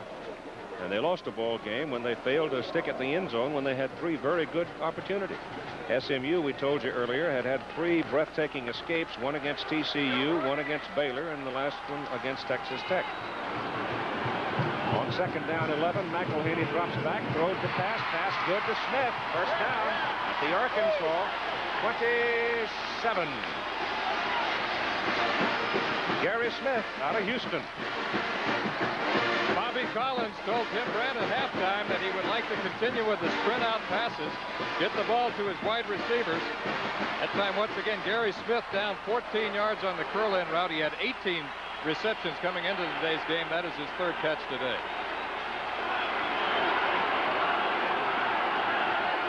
Call it the 28 of Arkansas. First down. They got it wide again for James, but they get him. Milton Fields, number 49, and Ron Farreau, number 69, turned him back.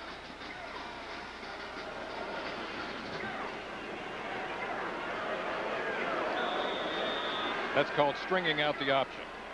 About as well as you can do it. Now Keith Brooks comes into the lineup at a flanker spot. Leach goes out. Smith goes out. James goes out. Dickerson comes in at tailback.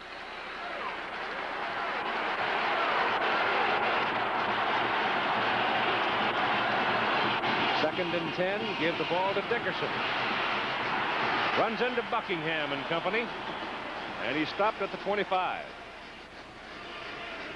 Billy Ray Smith, number 87, and Earl Buckingham, number 73. Billy Ray Smith, definitely one of the premier defensive linemen in the country. Fights off the block right there. Comes back inside to help out on the tackle of Eric Dickerson, number 19. Well, Big Earl stuck his shoulder into him, didn't he?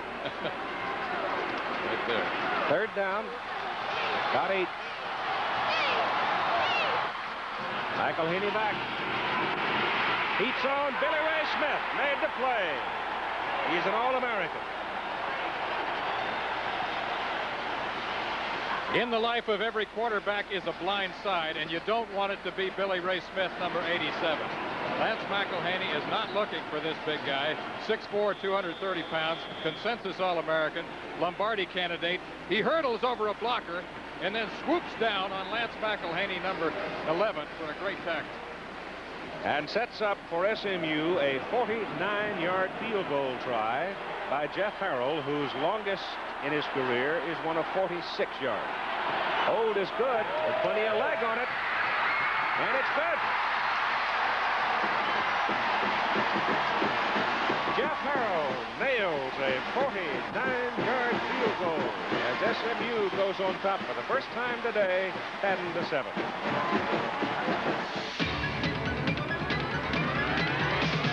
We are USA 1, taking charge with the new Cavaliers, with a new high-compression electronic fuel-injected 2-liter engine, available 5-speed transmission, and a new lower price. It's powered by Chevrolet's determination to put Cavalier on top and priced to keep it there. A full line of new Cavaliers from America's sales leader. USA 1 is taking charge. When a business grows, it often grows out of control. Simple procedures become gigantic problems. Things like billing, filing, and shipping. become too big to handle the old way. Why not get one of IBM's low-cost small computers like DataMaster? It puts you back in control, and it can grow. Here's to a great future. As your business grows. Friday, Penn State's Nittany Lions must roar past Pitt to stay in the hunt for the national title. Saturday, Auburn and Alabama clash. A Thanksgiving football feast next weekend on ABC.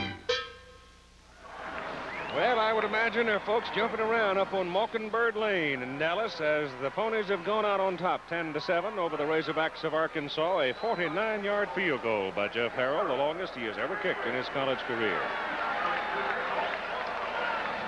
And the Ponies now kick it off. Holloway is the deep man to receive it for Arkansas, and that is a high hanger well back in the end zone, no return. Arkansas's ball first down at the 20. It'll be Jones, Anderson, Clark, Dameron, Holloway. Up front, White, Weems, Ginn, Beckett, Court, Mohammed.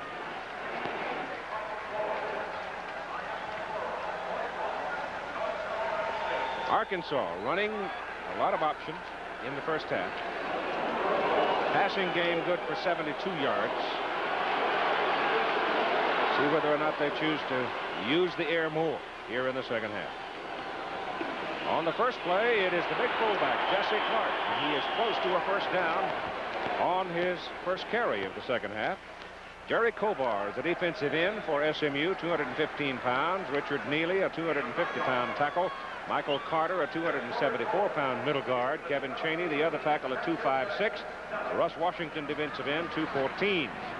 Linebackers, secondary, I'll give you in a minute. It is second down and short for Arkansas. Jones gives the ball to Gary Anderson. He tries to split around the right corner, and he gets enough for the first down as he moves it up across to the 36. Clarence McDade, a linebacker, 206 pounds. Gary Moten is the other linebacker, 204. Not too big, but they're loud. Russell Carter, who blocked the field goal try for SMU. Eddie Radford is the other corner. Wes Hopkins, strong safety, played very well in the first half. And Blaine Smith, that tough guy, the free safety for SMU. Right now, it's Arkansas first down at their own 36. Inside to Clark. And how do you do from Mitch Willis? How do you do? Well, I don't remember calling Mitch Willis's name very much in the previous time we saw SMU this year against Texas, but 6'7", 253-pound junior out of Arlington is creating quite a ruckus out there today. It's hard to miss. Ball is up on the 37, second down, 9. 10-7, SMU leading. Jones back. Going as deep as he can. And it is incomplete. Going down the sidelines, Mark Mistler. And he was really covered by Fred Nichols, a junior from Killeen for SMU. Really had no chance to get to that ball. Coming up on ABC, Thanksgiving Friday, next Friday, Pitt, Penn State. Ooh, that's a big one. The winner of that one now, if Pitt comes here against SMU with a win over Penn State, they'll be in a position to say, hey, we're the national champions. Penn State beats Pitt and goes down and plays Georgia in the Sugar Bowl. They'll be able to say, hey, we're the national champions. So it is a very big ball game next Friday. Third down and 9 for Arkansas. Jones straight back this time. Got heat from the backside. Throws to Clark. Incomplete pass. It was a forward pass. Oh, he could hear the hoofbeats coming. And I mean, he got rid of it just in time. So SMU's defense does what you have to do. They stop the other team after they have scored, and with 7:55 to play in the third quarter with SMU leading 10-7, the Mustangs ought to get the ball in pretty good field position. Brad Taylor is back to punt. He's hit him for 40 and 51. No pressure on him, and Dupart is going to have some room for SMU from the 25. Comes straight up the field to the 32 with the 38-yard punt. So SMU leading by 3 now. Good field position and the ball. Who is America's leader in radials? Goodyear. We outsell all foreign radials combined. One reason, the Goodyear Wrangler, a light truck radial that's all season, all terrain, all position. Wrangler gives you outstanding traction, so you can take it just about anywhere. The Goodyear all-season Wrangler. It's one reason Goodyear is the leader in radials. No foreign maker of radials even comes close. When you need radials, come up to Goodyear. All right, maybe I wasn't the greatest player of all time, but fans, they forgive and forget. When I go in here, they'll be buying me my favorite beer, light beer from Miller. You, Bob Uecker? Yeah, how you doing? These fans, I love them. They know us ex-big leaguers drink light because it's less filling and it tastes great. Well, can't keep the gang waiting. The fans are always joking. Light beer from Miller. Everything you always wanted in a beer, and less. Wow, they're having a good time in there. 10-7 ball game here in the third quarter. SMU owns it. First down at their own 32. And my sense of the game right now is that SMU has got old Mo on their side. You have felt that momentum changing. It started in the second quarter, and it has continued. Dickerson straight ahead, a yard. That is the advantage of the tailback tandem. They just keep beating on you. Second down, 9. And they're sometimes at their best in the fourth quarter. Number there relating to the Arkansas defense, which has been awfully stingy this year.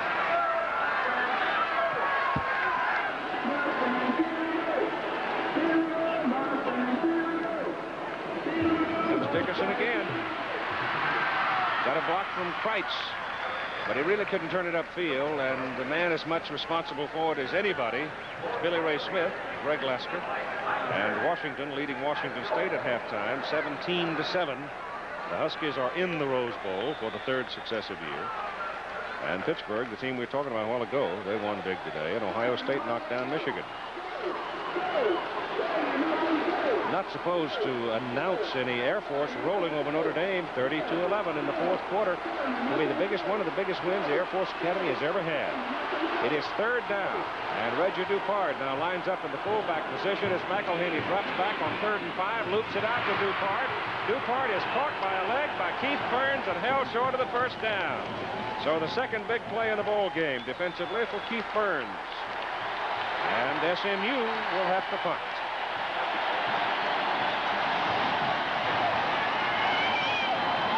Cornell's trying to mess up Pennsylvania's run at an Ivy League championship. Look at that. Gave it a hard year for Yale. Craig James to punt. He's had 2 today, 48 and 32, and boy, he can hammer it. He runs Anderson all the way back to his 10. And there's no help for Gary Anderson as he turns back upfield, and he's decked at the 14. Jeff Brown got him. It was a 50-yard punt. And you've got 6.5 minutes to play in the third quarter. Charlie Mitchell's up there in the Goodyear Blimp America, which is going to be leaving for Birmingham in the Auburn, Alabama game right after this one this weekend. Now Brad Taylor is in at quarterback for Arkansas, and he's back to put it up, and he's going as deep down the middle for Holloway. Double coverage, but he catches the ball. He came back to it and made a great catch at the SMU 41.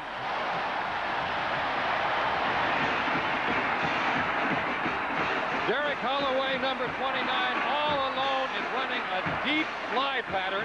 He's splitting the secondary. We told you that Brad Taylor could fire the football. He could throw it about 70 to 80 yards in the air. The ball actually is a little bit underthrown. It's 45 yards in the air here. Now here comes Derek Holloway back. Great hand-eye coordination for the catch. And off to the first down. Clark, the fullback, hits it in from the 41 to the 38. Holloway caught that football right between the Mustangs' defensive people, the left corner, Russell Carter, and the free safety, Blaine Smith. The fact that the kid came back to the ball made the catch possible. Caught it between 2 great athletes. I should say so. Ball is at the 38, second down and about 7. Give it to Clark again. And there's not much there. Number 58, Kevin Chaney. Big tackle, senior from Conroe. I like this young man, number 16, Brad Taylor. We talked about him earlier. He's a basketball player as well as being a quarterback, and he has the quick feet. He has the kind of gun you really like. I saw him out here yesterday in practice, just kind of throwing it about 70 yards, and he didn't even grunt. 3rd down and 3 from the 34 of SMU. Taylor on an option, turns it up the middle, dives for the marker. Just depends on how much they give him. Number 91, Clarence McDade hit him, the linebacker for SMU. He didn't make his first down. It's 4th and a short yard. 4th and 1 when you're an option team, you usually do what you do best. Sure. They're going to go. There's no question about it. But to send Jones in. Tom Jones goes in at quarterback on 4th and a short yard. Jones has run the option pretty well today, and in the very first possession called his number 4 of the first 5 plays. They give it to the big fullback, and Jesse Clark goes over the right side, and he gets up clapping his hands and shaking his head and saying, "Confound it, if I had kept my feet under me, I would have scored," and he would have. He went right in behind big Alfred Mohammed and gets the first down at the SMU. It's at the 29. And you've got 4:15 to play in the 3rd quarter.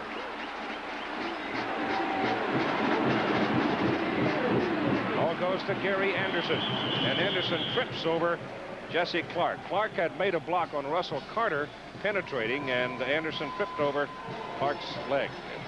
More Ivy League scores as Dartmouth wins. Brown in Columbia. I saw a note the other day, too, Boston College winning today. Going to bowl today. The Golden Eagles are going to go to a bowl this year. I guess going down to the Tangerine Bowl to play Auburn. 2nd down and 8. Jones pitches out to Gary Anderson. He's around the corner and dives across the 20, trying for the first down. Gary Moten and Eddie Radford, the tacklers. And they'll bring the chains on to see whether or not that effort by Gary Anderson was good for the first down. He comes off the field. And we told you earlier in the day, he has a very painful injury called a turf toe. And that results from playing on the artificial turf. And it really hurts. Darrell Bowles goes in to replace him. And the chain is stretched out. It's just short. Just short. Been quite a year. Bobby Ross and the Maryland Terrapins, huh? Tim Brandt's Terp. He's got to be happy about that. Of course, Duke closing with a win over North Carolina, and I guarantee there aren't many folks back in September that would have suggested that would happen, huh? No way. Miami closing with a rush. It's 3rd down and just a couple of inches for the first down for the Razorbacks. Near the 19 of SMU. Jones rolls it into the stack and gets his first down. Tom Jones calling his own number again. We saw him do that in the first half, and as usual, he favors that right side. Vanderbilt Commodores are going to the Hall of Fame Bowl. Mississippi State beating Ole Miss today. I don't think they're going, either one of those are going over there. Iowa closing. Iowa, I understand, is headed for a bowl game. Indiana getting a win today. That hasn't happened, beating Purdue hasn't happened many times for the Hoosiers lately either. First down for the Razorbacks. On the SMU 18. Darrell Bowles juked, looked for some daylight, couldn't find any, so he just put his head down and worked for a couple of yards.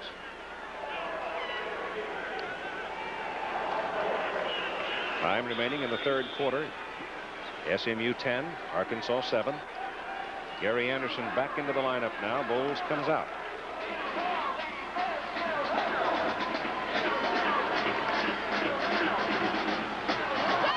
Arkansas close enough now to figure field goal if they can't punch it in. 2nd down and 8 from the 16. Jones flips it out. Gary Anderson looking for a hole. Gets it to the 10. And Blaine Smith took him down for SMU along with McDade. I tell you, Anderson is an exciting ball carrier. When he gets you out there one-on-one, he'll take everything, including your shoes. We said earlier, he's a guy who really has done it all for them, and at times they've used him as a wide receiver. They've experimented with him 2 springs in a row. The pro scouts project him there. ball is at the 10. Third down and about 2 for a first down. Jones hands it off inside. Well, there wasn't much there for Jesse Clark on that carry. Maybe the 9. So now they're looking at 4th and 1 again.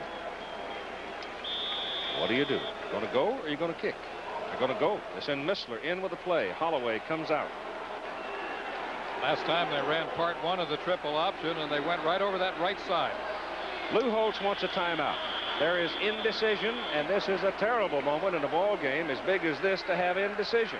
4th down and a short yard for a first down on the leading team's 9. So they're going to talk, and so will we. When you're a big guy like me, people always want to see just how strong you are. So after this arm works, this arm always relaxes with light beer from Miller. The light's got 1/3 less calories than the regular beer, and it tastes great. What I like about it, it's less filling. Because when you're in a hot match like this, you can't afford to get filled up. You have the time? Yeah. About 8:30. Yeah, thanks. Light beer from Miller. Everything you always wanted in a beer. And less. Next. I figure once ought to be enough to fix any car problem. I don't have time to keep going back and back and back. Hi. Didn't I see you in here the other day with a bad case of pre-ignition? Problem? Nope. Liked your work, Mr. Goodwrench. Brought my wife's car in for an oil change and filters. Mr. Goodwrench has genuine GM parts available, and GM-trained mechanics pledged to fix your GM car right the first time. Keep that great GM feeling. Mr. Goodwrench makes me want to come back. With genuine GM parts. My name's Randall Cobb. Next time Larry Holmes sees me, he's gonna see this. We'll see about that Friday night. The WBC World Heavyweight Championship only on ABC. It is the 4th time in the ball game that Arkansas has gone for it on 4th down. They are 3 for 3 so far on 4th down plays. The ball is at the SMU 9. Mustangs lead 10-7. Bowles and Clark. It is Clark. He's got a first down. He is down around the 7. So it's going to be first down, goal to go Arkansas at the SMU 7. Russ Washington stacked him up, but the fullback weighs 226 pounds, and he had his nostrils flared when he went roaring after that one.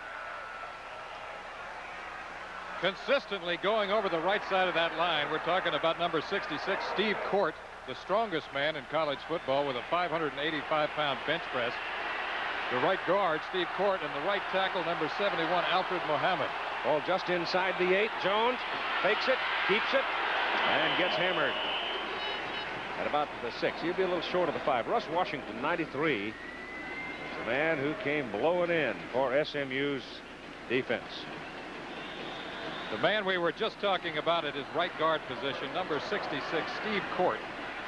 Watch him get right in to Carter, number 74, to open it up. There's a lot of weight room experience between Michael Carter and Steve Court. On the 6, second down, goal to go. Jones outside. Gary Anderson. Anderson is cut down. Blaine Smith, the free safety. Boy, does he come hard. SMU man hurt on the play. Clarence McDade, linebacker. They'll call a timeout for him, but Blaine Smith supporting on the corner. As he guessed option left, he guessed right, and he really nailed Gary Anderson all the way back at the 10. It'll be third down and goal to go Arkansas at the SMU 10.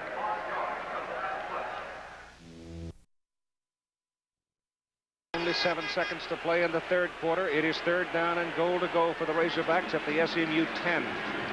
And Lou Holtz called his quarterback back to the sidelines to change the play during the timeout. Now they send Missler wide to the right. You figure pass here, but I guess you can't bank on it. Yep, they're going to put it up. And Jones has some time. Goes into the corner with it, and it is incomplete, intended for Eddie White, the tight end. White covered on the play by Wes Hopkins. The ball was a little high. Play action pass. Eddie White, number 28, on a pickoff play, the crossing route. The ball should have been thrown sooner. Yep. Momentarily, he was open. He had a step. And there's the cover. It'll be a 27-yard field goal now by Martin Smith. He had one blocked from the 27 earlier. Gets this one in the air, and a penalty flag thrown into the stack. The kick is good. Let's check the penalty. Time has expired in the third quarter, but we have a penalty. It's against SMU.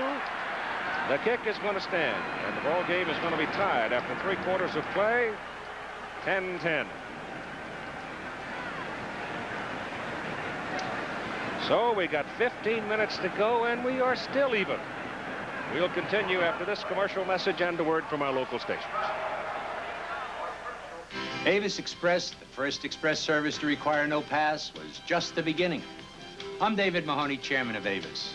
Now there's another first, Avis Shuttle, for busy travelers who commute between major cities.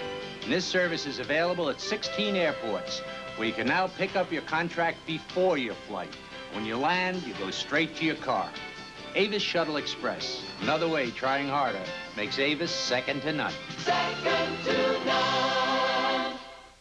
When I do a job, I do it like a pro with my Homelight 330. Kickback is eliminated thanks to the advanced Raker 3 chain and safety tip device. And vibration isolation helps tame its big 3.3 cubic inch engine. The Homelight 330. It's not only nice to have around the house, it's the only way to build one. We cut the wood. We mow the lawn. We clear the snow. Nobody does a job around the home or farm like Homelight Jacobson. Wild coyotes in California are on the attack. Monday, watch ABC's World News Tonight. JCPenney brings you Pulsar, quartz timekeeping that's more than accurate, more than reliable. Pulsar makes quartz bold, elegant, beautiful, and very affordable. $49.50 to $165. Now there is no reason to spend more or settle for less. Pulsar Quartz, always a beat beyond in technology, in value. Available at participating JCPenney stores.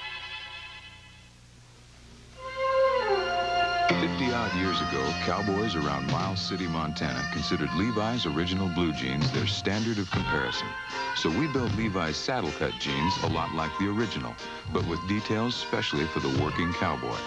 Levi's saddle cut jeans have a bit more room to work, higher hip pockets for a more comfortable ride, flat rivets, and even a real leather patch. Levi's saddle cuts, a new standard of comparison. KVUE-TV, Channel 24, Austin. Well, we've got 15 minutes left, and they're still even at 10-10. An unsportsmanlike penalty call against SMU. Their third flag, 35 yards total. And Arkansas will kick it off from the SMU 45. Bobby Horn will kick it. And you've got 2 men deep, Reggie Dupard and Craig James for SMU. Back to the 1-yard line as they tried to hang it up in the air, and he did a good job with it. Craig James is hit back at the 8, loses his balance, and comes ahead to the 11th. This might be the definitive pickoff play as we look at Eddie White, number 28, the tight end, on a crossing pattern. Now the pick is on the linebacker. It comes from the wide receiver who's coming from the left to right. And momentarily you see that Eddie White is open right there. If he had delivered the ball there, White, big enough, might have muscled it in the end zone. But he waited, the pass was high, and Hopkins came across to cover, and there are your statistics for 3 quarters of play. We see the closeness of the game. Once again, the total yards and the time of possession, that was lopsided in the first quarter. It has been very close now for 2 quarters. And SMU having people get off the field late. The 25-second clock did not get going, and SMU is going to be charged with a timeout. So that's a kind of an expensive little mistake right there, because now they only have 2 left in a 10-10 ball game. So while we're waiting, let's visit the Arkansas campus. Promising new energy sources, sophisticated laser technology, experiments for the Columbia Space Shuttle, calibration work for nuclear power instruments, and construction and programming of robots. An exciting search for knowledge moves ahead at the University of Arkansas. I'm B.A. Nugent.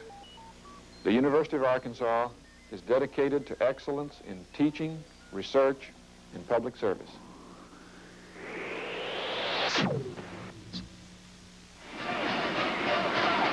Right time back in here now. We're ready to go. SMU with the football. First down at their own 11-yard line. They've got James in the tailback. You've got 14:56 to play in the ball game, and I'm trying to count heads. I thought for a minute Arkansas might have 12 people out there on the field, but I guess they got that 12th man off. That's what Lou Holtz told us at halftime. Yeah, that's right. He said that's the way he'd like to defend the Pony Express. Well, they're expecting run. They've got a 7-man front up there. And it is run, James, and the 7-man front pays off. Actually, 8-man, as Danny Walters came over to support as well. No, it wasn't Walters, it was Jones. And they bring him down after a yard. Well, the San Diego Chargers and the Los Angeles Raiders will be the star attraction on ABC's NFL Monday Night Football presentation at 9 Eastern Time. This coming Monday night as the pro folks go back to work after the strike. And that will be a big, big ball game as they wear on down towards the Super Bowl. Second down and 9. Ball goes to James again, and they pin him in the middle after 1 more yard. And Milton Fields, Bert Zinneman, the linebackers, were the people who pinched him.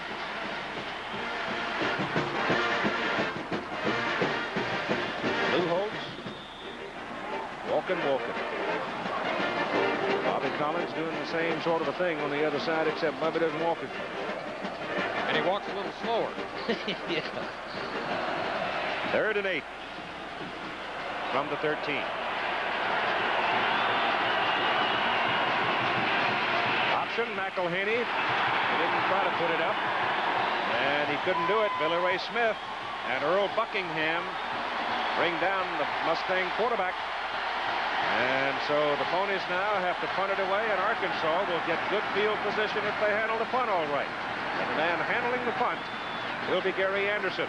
The man doing the kicking for SMU will be Craig James. He's hit 3 today, a 48, 32, and 50.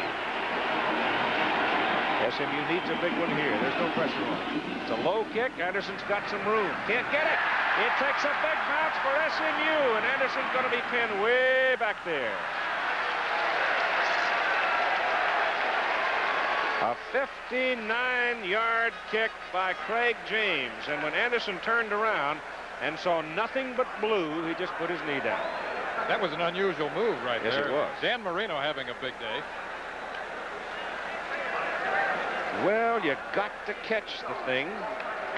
And he didn't. He couldn't because it was an end-over-end kick. And once it hit that kind of flight, you know it's going to go downfield. And on these artificial surfaces, boy, it goes forever.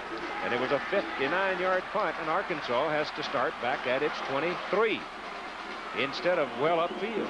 Ball goes to Anderson, and he's up to the 25 for 2 yards. Wes Hopkins leading the defensive charge for SMU. Got 12 minutes and 50 seconds to play in the football game, and it's even 10-10. Wes Hopkins has been busy. He had 63 tackles coming into today's game.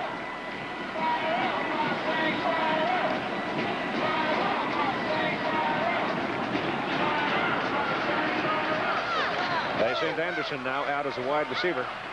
Tom Jones, a quarterback. He looks, he throws to Anderson. He's got Holloway in front of him. SMU covers the play very well.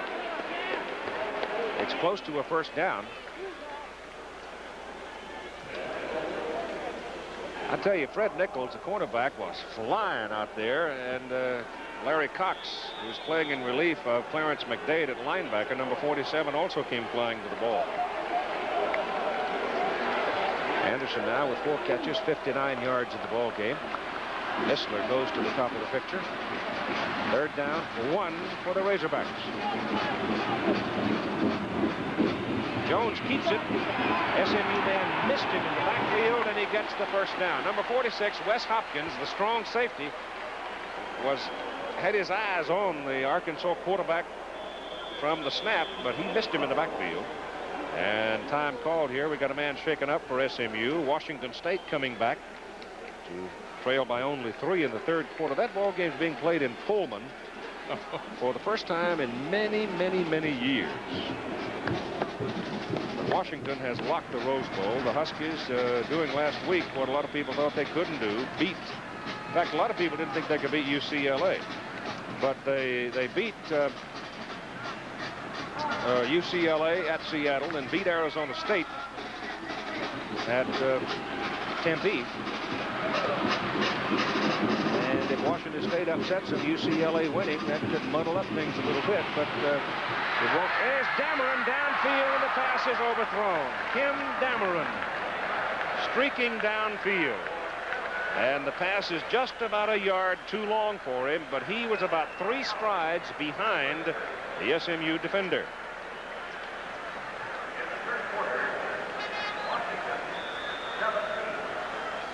You've got 11 minutes and 21 seconds to play in the ball game. A 10-10 tie here in Texas. Jones now 6 out of 12 for 52 yards.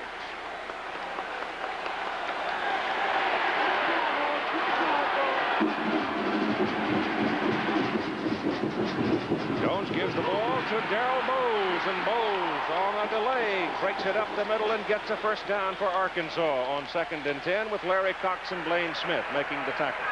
That scenario out west, if Washington loses to Washington State, UCLA beats USC, Arizona State then would have to lose to Arizona for UCLA to get the Rose Bowl. If Arizona State beats UCLA while Washington loses at Washington State, then Arizona State is back in the hunt.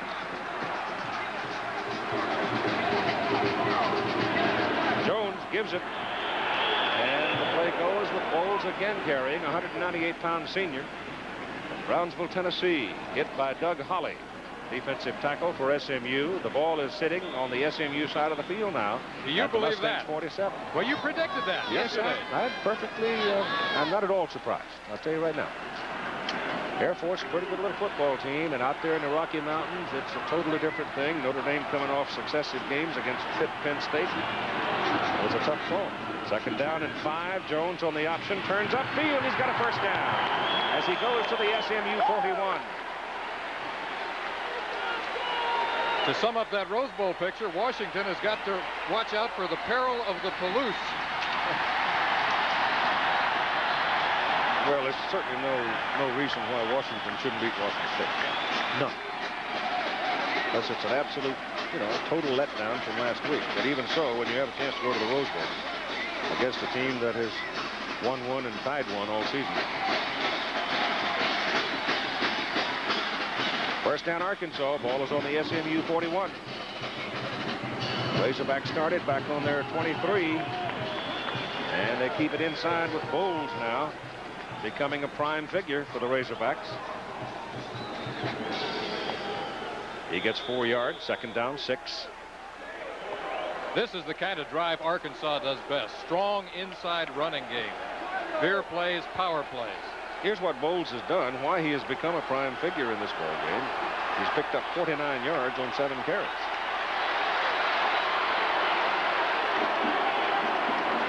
Tom Jones, outside it goes to Gary Anderson, and a first down as Anderson just tucked the ball away, put his head down, and let fly. He collided with Gary Moten, but he got enough for the first down at the SMU 29. The strength of that Arkansas line beginning to tell, and perfect timing once again on the option play. That is the play they scored on. The touchdown by Anderson, going with the option play to the left. And once again, good timing on the corner, a good read by Jones.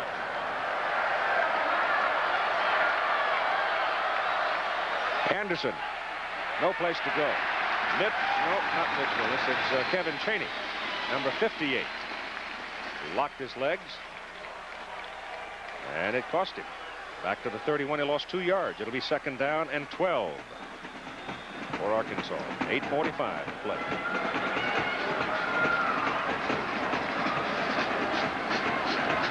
This is the first wall-to-wall advanced sales sellout for SMU since 1949 against Notre Dame. Mustang Mania has been a hard sell until recently. Yep. 2nd and 12 for Arkansas. Jones gives it again to the tailback or to the running back. Bowles this time, and they knife him down at the 29, the original line of scrimmage, with Larry Cox making the tackle. So here's Arkansas looking at 3rd down and 10 in a 10-10 ball game with 8 minutes to play. Dameron goes in. Gary Anderson goes in. Missler and Bowles come out.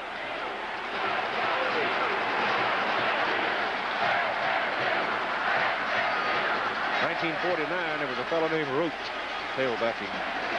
First name Kyle. Timeout call by Arkansas. With 7 minutes and 46 seconds to play in the ball game. Arkansas's ball, 3rd down and 10 at the SMU 29.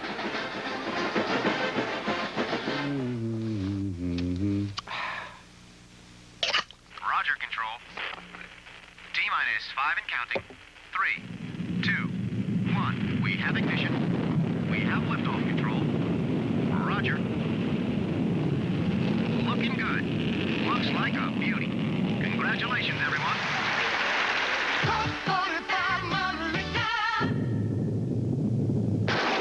It's a dynamite taste.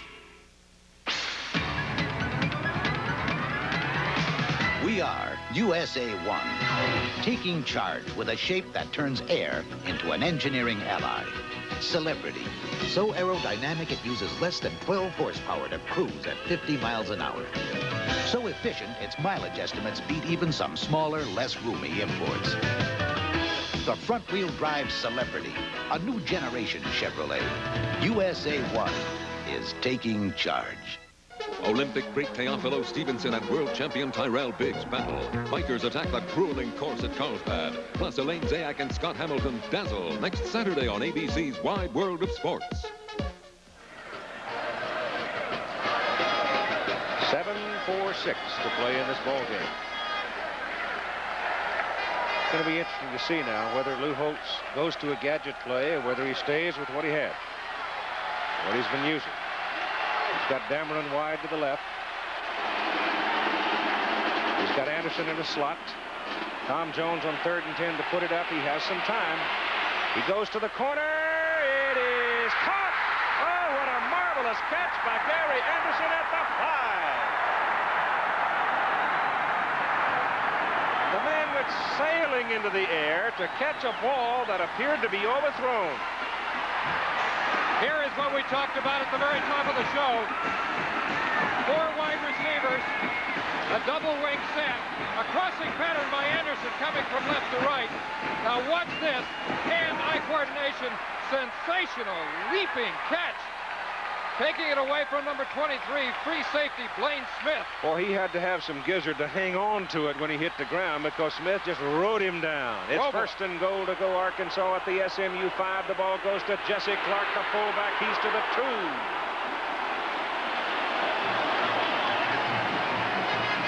2. Ball got a little loose in there, and SMU is claiming it. All year long, fate has been with the Mustangs. They have had breaks at the right time. They need a break now. Boy, was that a catch by Anderson, huh?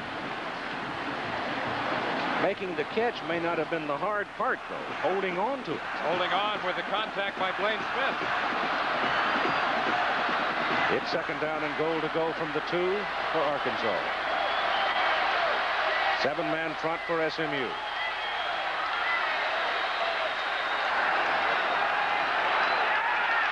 Movement on the Arkansas offensive line.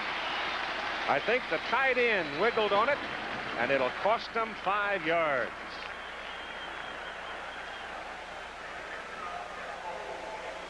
My goodness.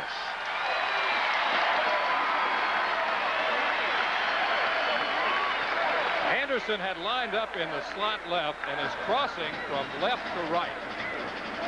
Now watch how Jones scans the secondary, looks downfield, and sees Anderson on the crossing route. Now watch his concentration as he goes up right here. Really zeroes in on the football, and despite that great contact right there by number 23, Blaine Smith, he hangs on. Ball comes back to the 7 on the illegal procedure. 2nd down and goal. Jones gives it inside to Jesse Clark, and Clark gets 5, back down to about the 2. So it will be 3rd down and goal to go. Now, they don't give him the 2. They got him on the 3.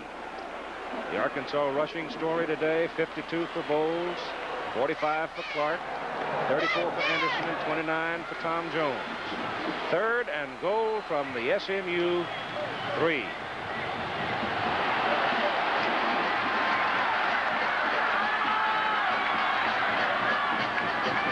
Jones keeping it. Outside Anderson to the corner. Touchdown. No flag.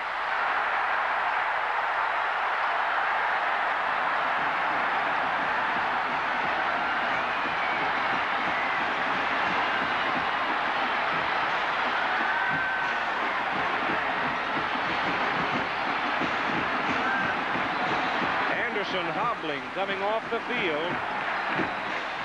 But Payne was only a distant cousin as he broke for the corner. Gary Anderson shows why he has it all. Speed, courage, second effort. He just made the leaping catch, and now he leaps right over Russell Carter, number 29, for the touchdown. Great effort. Martin Smith's extra point is good.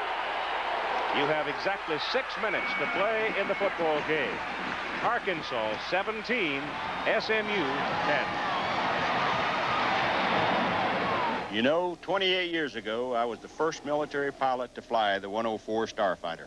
General Chuck Yeager, the test will kick off. Reggie Dupard will be deep. Sellout crowd, Texas Stadium in Irving. Arkansas, if they can beat the Mustangs, will then still have a problem in front of them called the Texas Longhorns on December 4. They're trying to spoil SMU's bid for a perfect season. The kickoff is high and deep. Dupard, well, back in the end zone, no return. It'll be SMU, first down at the 20. The story, they go 77 yards using 7 minutes plus. And they sit on a lead, and Washington State now has gone ahead of Washington in the 3rd quarter. My gosh, I can't believe it. The Cougars are giving the Huskies all they want. That would go down as big an upset as anybody. It would be as big an upset as there is if it doesn't change. Because that's only the 3rd quarter score. Bolden goes in motion. Here comes McElhenney around the corner. Turns it upfield and gets to the 26. McElhenney is yelling for a call on a face mask, but doesn't get it. That's going to go on back to the huddle because that official is giving him a good hard look. Zinnemann and Farrow made the tackle. That carry by Lance McElhenney now puts him over 1,000 yards in total offense for the season at 1,002. He's got another fine year, just over the 25. Second down and still about 5. Arkansas leading by 7. The clock is running at 5:20 to play in the game. Again, Bolden, the tight end, goes in motion. Give that ball off to Dickerson. Hit behind the line of scrimmage and knocked down by number 77, Bobby Sean, a senior from Buffalo, Missouri. Oh, was that a big play? Boy, I'll tell you, Dickerson had some room to run, too. If he gets past Sean, let's see you later, folks, because he had a lot of daylight out there. Bobby wouldn't have it. The Mustangs like to control the football with their tailback tandem, but about now, Lance McElhenney has got to think about putting it up. One of his prime targets, Leach, goes to the top of the picture. Smith comes to the bottom of the picture. It's 3rd down and 8. He's looking for Leach. He goes for Leach to the sidelines, and he caught it. Bobby Leach, who has been the hero for SMU on 2 previous occasions, comes up another big play and a first down. Leach, Nathan Jones in a foot race. This is what's called a fade pattern. It's a pure timing pass. McElhenney throws it over the shoulder, and there you see perfect timing on the fade route. And the ball is out at the 43 for SMU. First down. 4.5 minutes to play in the game. Back goes McElhenney on a straight drop. He's going deep again, and it is incomplete. Penalty flag is thrown. I'll tell you, that one could go either way. That one could go either way. Nathan Jones is defending against Jackie Wilson. And it was Wilson kind of running up the back of Jones. Now watch the play again. The blue shirt, Jackie Wilson coming down. Jones should have access to the ball. That is a very, very questionable call. That's a bad call. That's a bad call. I don't buy that call at all. I don't frankly care who wins a football game, but that is a bad call. The Arkansas man has freedom to go to the ball, just as the SMU man had freedom to go to the ball. And if there was contact, it looked to me like the contact came from Wilson going up the back of the Arkansas defender.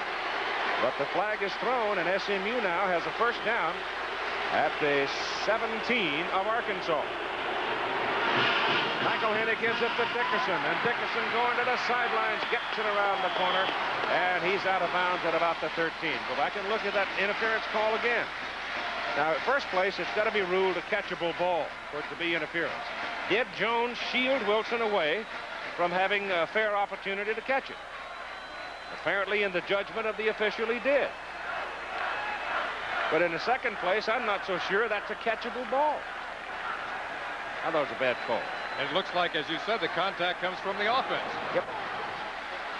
But I'm not wearing a striped shirt. Ball's on the 13 of Arkansas.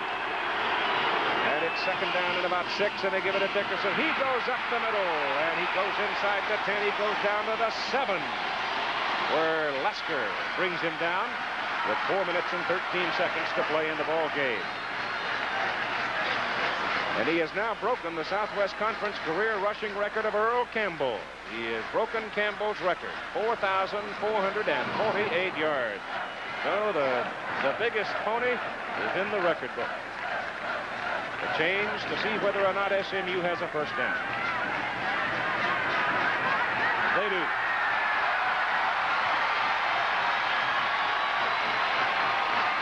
Oh my, we said earlier, fate has been on the side of the Mustangs this year. Really has.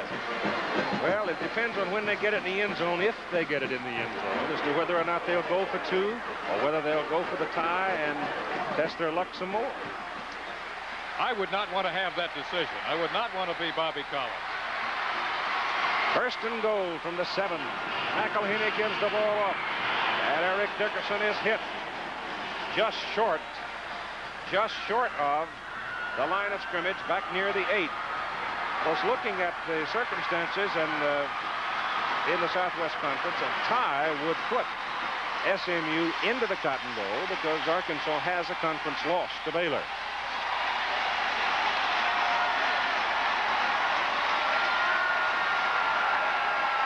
Time is called by Arkansas. That is their last timeout. They have none remaining. You've got 3 minutes and 32 seconds to play in the football game, and Arkansas has just spent its last timeout.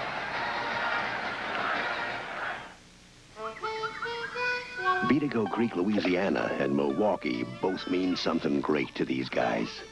Beatigo Creek means bass, fat and tasty, and Milwaukee means beer, cold, crisp, Old Milwaukee beer, and the smooth golden light taste of Old Milwaukee Light. And Old Milwaukee Light Taste as great as their name. Let me tell you, it doesn't get any better than this. This is an arcade game. This is the new Atari Super System. Arcade, Atari Super System. You may like the Super System better. It has some of the best arcade and sports games and plays every Atari cartridge. It even does something no arcade game can. Telephone! It's Judy! It lets you freeze the action. Hello, Judy. The new 5200 Super System. Olympic great Teofilo Stevenson and world champion Tyrell Biggs battle. Bikers attack the grueling course at Carlsbad. Plus Elaine Zayak and Scott Hamilton dazzle next Saturday on ABC's Wide World of Sports. Well, there's the whole story right on your television screen. I will underscore it with this on Lance McElhinney. He is now 5 out of 6 in passing for 57 yards. That plus the flag on pass interference. That was the play that put SMU in its present situation. Second down and goal from the Arkansas 8. McElhinney keeps the ball, turns it inside and goes to the 2. Billy Ray Smith was out there. Craig James was trailing on the play. And Smith was literally all alone trying to contain, and McElhinney decided to keep it, turned it, and went for the better part of 6 yards. He has now run for 32 yards in the ball game. Nobody does it better on the option play than Lance McElhaney. You know, he's a pretty good-sized youngster, too. He weighs 188 pounds, 6-footer, and very quick. Third down and goal to go from the 2. McElhaney still got it. Touchdown!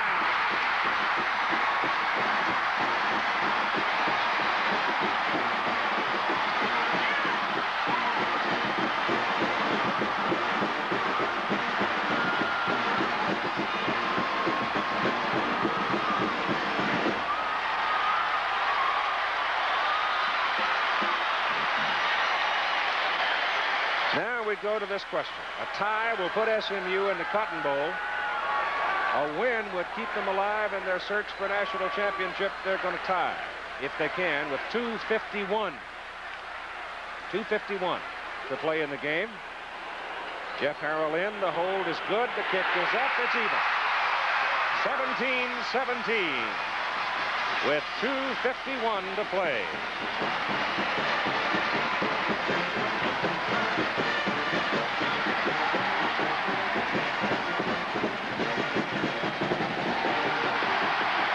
The Pony Express gets the pub, but here is the key to Mustang Mania. Lance McElhaney, who runs this option play as well as anyone I've ever seen. He fakes to the outside, blows by a tackler, and into the end zone for a 2-yard touchdown.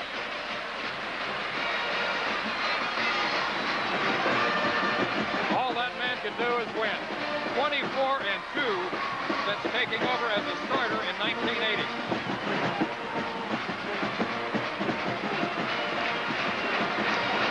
Whit Smith is going to kick it off as McElhaney rests on the bench. And it's up to Arkansas's offensive people now to try to pull something out of their sack. 2:51 to play. And tied at 17-17. Arkansas losing one time, and they lost to Baylor out in Waco.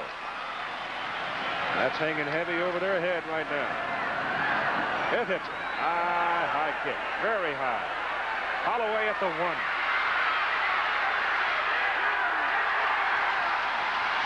Not much. SMU is aroused. It comes back to the 16, and down he goes. Coming up right after our ball game here in Texas Stadium, we'll have the Prudential College scoreboard for you. Arkansas now with the ball. First down at their own 16. They have no timeouts left. SMU has 2.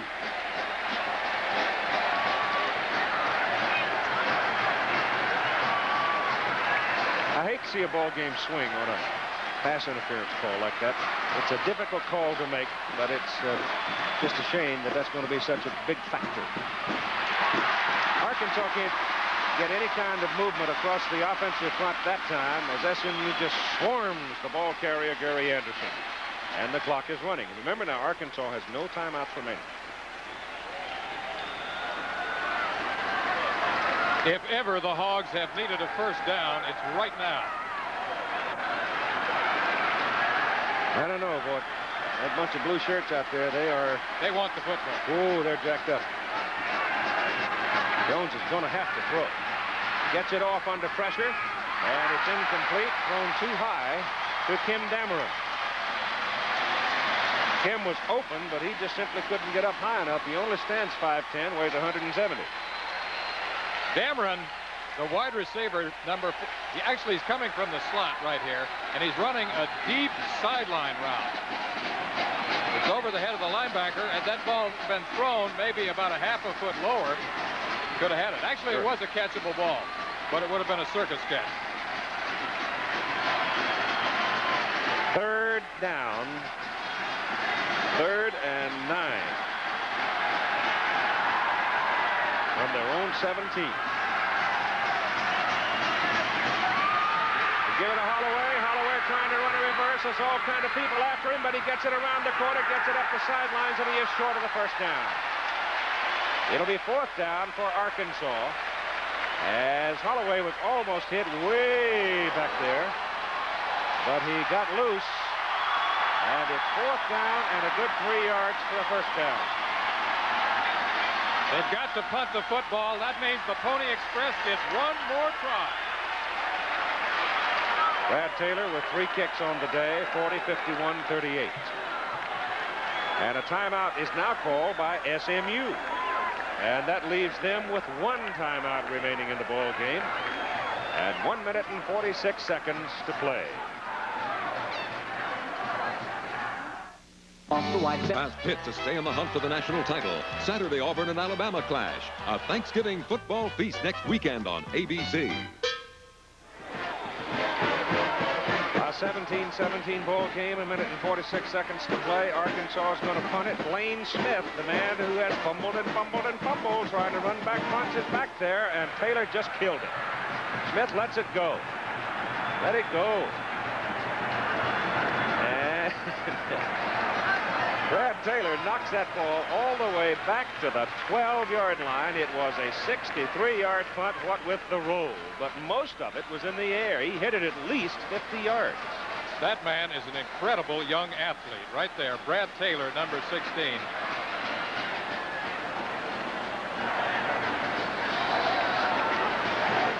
Okay, now all SMU's got to do, you've got 25 seconds per snap. You got 1 minute and 34, so you got 94 seconds to play in a ball game, and they can take 25 seconds on every snap. But they don't let it run down. Lance McElhaney turns it back inside, and he gets brought down up around the 15. So I'd let that 25-second clock just keep on ticking, Cupper. If he wants to win the football game, he's going to have to do something other than that. If he wants to settle for the tie, that's fine. Well, a tie puts him in the cotton bowl. That's right. And a tie, it will keep them in the running for a national championship. Of course, they're going to have some help. They might have to have help anyway, but nonetheless, they still won't have a defeat. McElhaney drops back. He's going for it. No, doesn't either. He goes it out to Eric Dickerson. Dickerson gets loose on the sideline, gets a first down, and runs the ball all the way to midfield. Danny Walters knocked him out of bounds. Otherwise, the big guy scored. That is a great read by Lance McElhaney. He looked upfield, saw the coverage, threw to his outlet pattern. Dickerson, watch. He's looking downfield. There's the pump fake. Now he's going to scan the field again. Dickerson in the flat. There's the swing. He breaks the tackle right there along the sideline.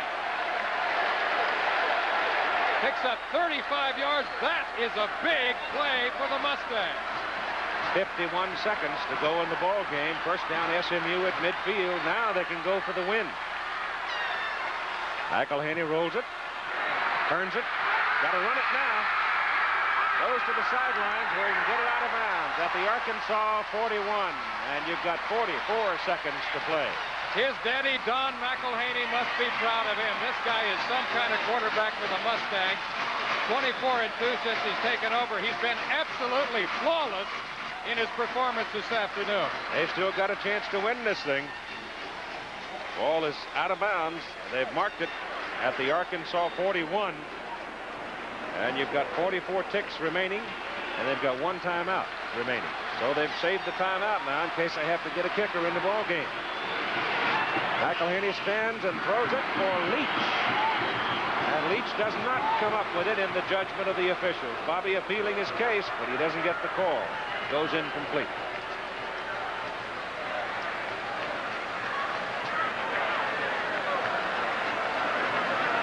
Running that deep slant in route that has been so effective for the wide receivers, but he trapped the ball.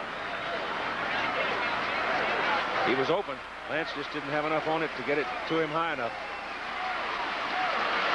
Ball thrown low and outside right there. That's the first miss after 6 straight. Yeah. Here goes Dickerson to the 39, trying for the first down. That'll stop the clock if he's got the first down. They can ask for a measurement, and they have stopped the clock. And it is a first down.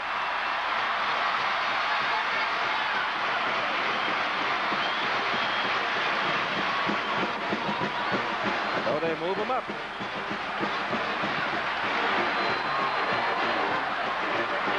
And the clock is now running. Once the chains are in set, the clock will go to work, and it's running inside 20.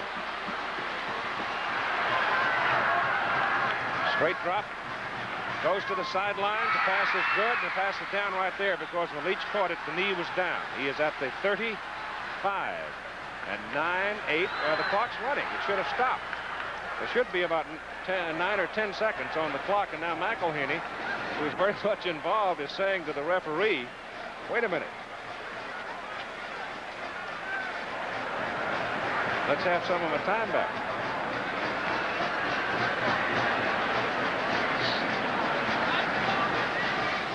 Well, they don't get it back. They called their time.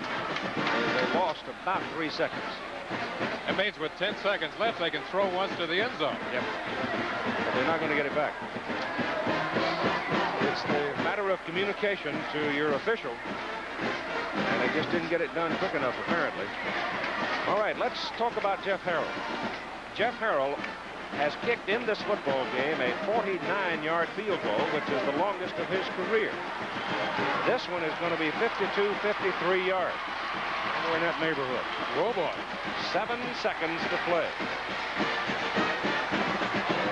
Mustangs can still pull this thing out. It's a good football team, Cover. We thought it might come down to this. It was a pick-em game. Yep.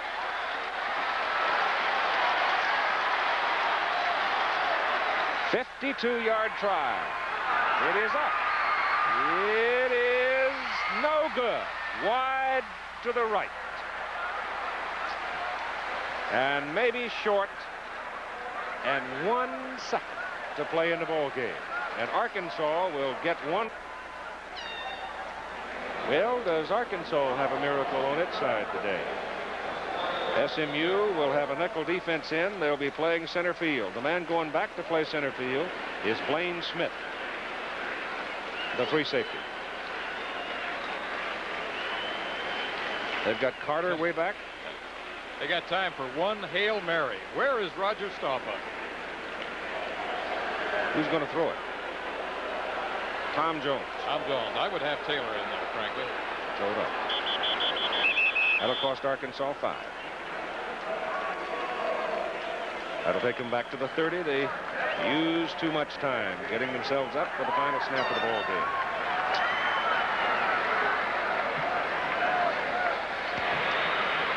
Delay of game offense. Boy, you talk about a prevent defense. SMU has got the greatest prevent defense I think I've ever seen right now. They got 5 people standing back inside their own 40. Look at that. Jones fakes it to Holloway. Now he sets up to throw it, and he goes for Mistler, and it is intercepted. It is picked off by Wes Hopkins, who goes out of bounds, and the ball game is over. And Southern Methodist and Arkansas fight to a 17-17 draw. And the tie ball game will send the Southern Methodist Mustangs into the Cotton Bowl. Great season for that man. They call him a rookie coach, but actually he's been in coaching for 28 years. Lou Holtz coming across to shake hands and visit with Bobby Collins. It was the kind of a ball game most people thought it might be, but I don't think anybody really expected a draw. But there were 2 heavyweights that hung in there and slugged it out for the final play of the ball game. And your final score, 17-17.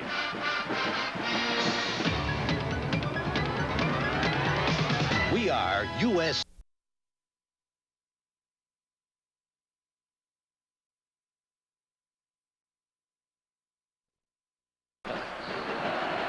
Third and 8 from the 13.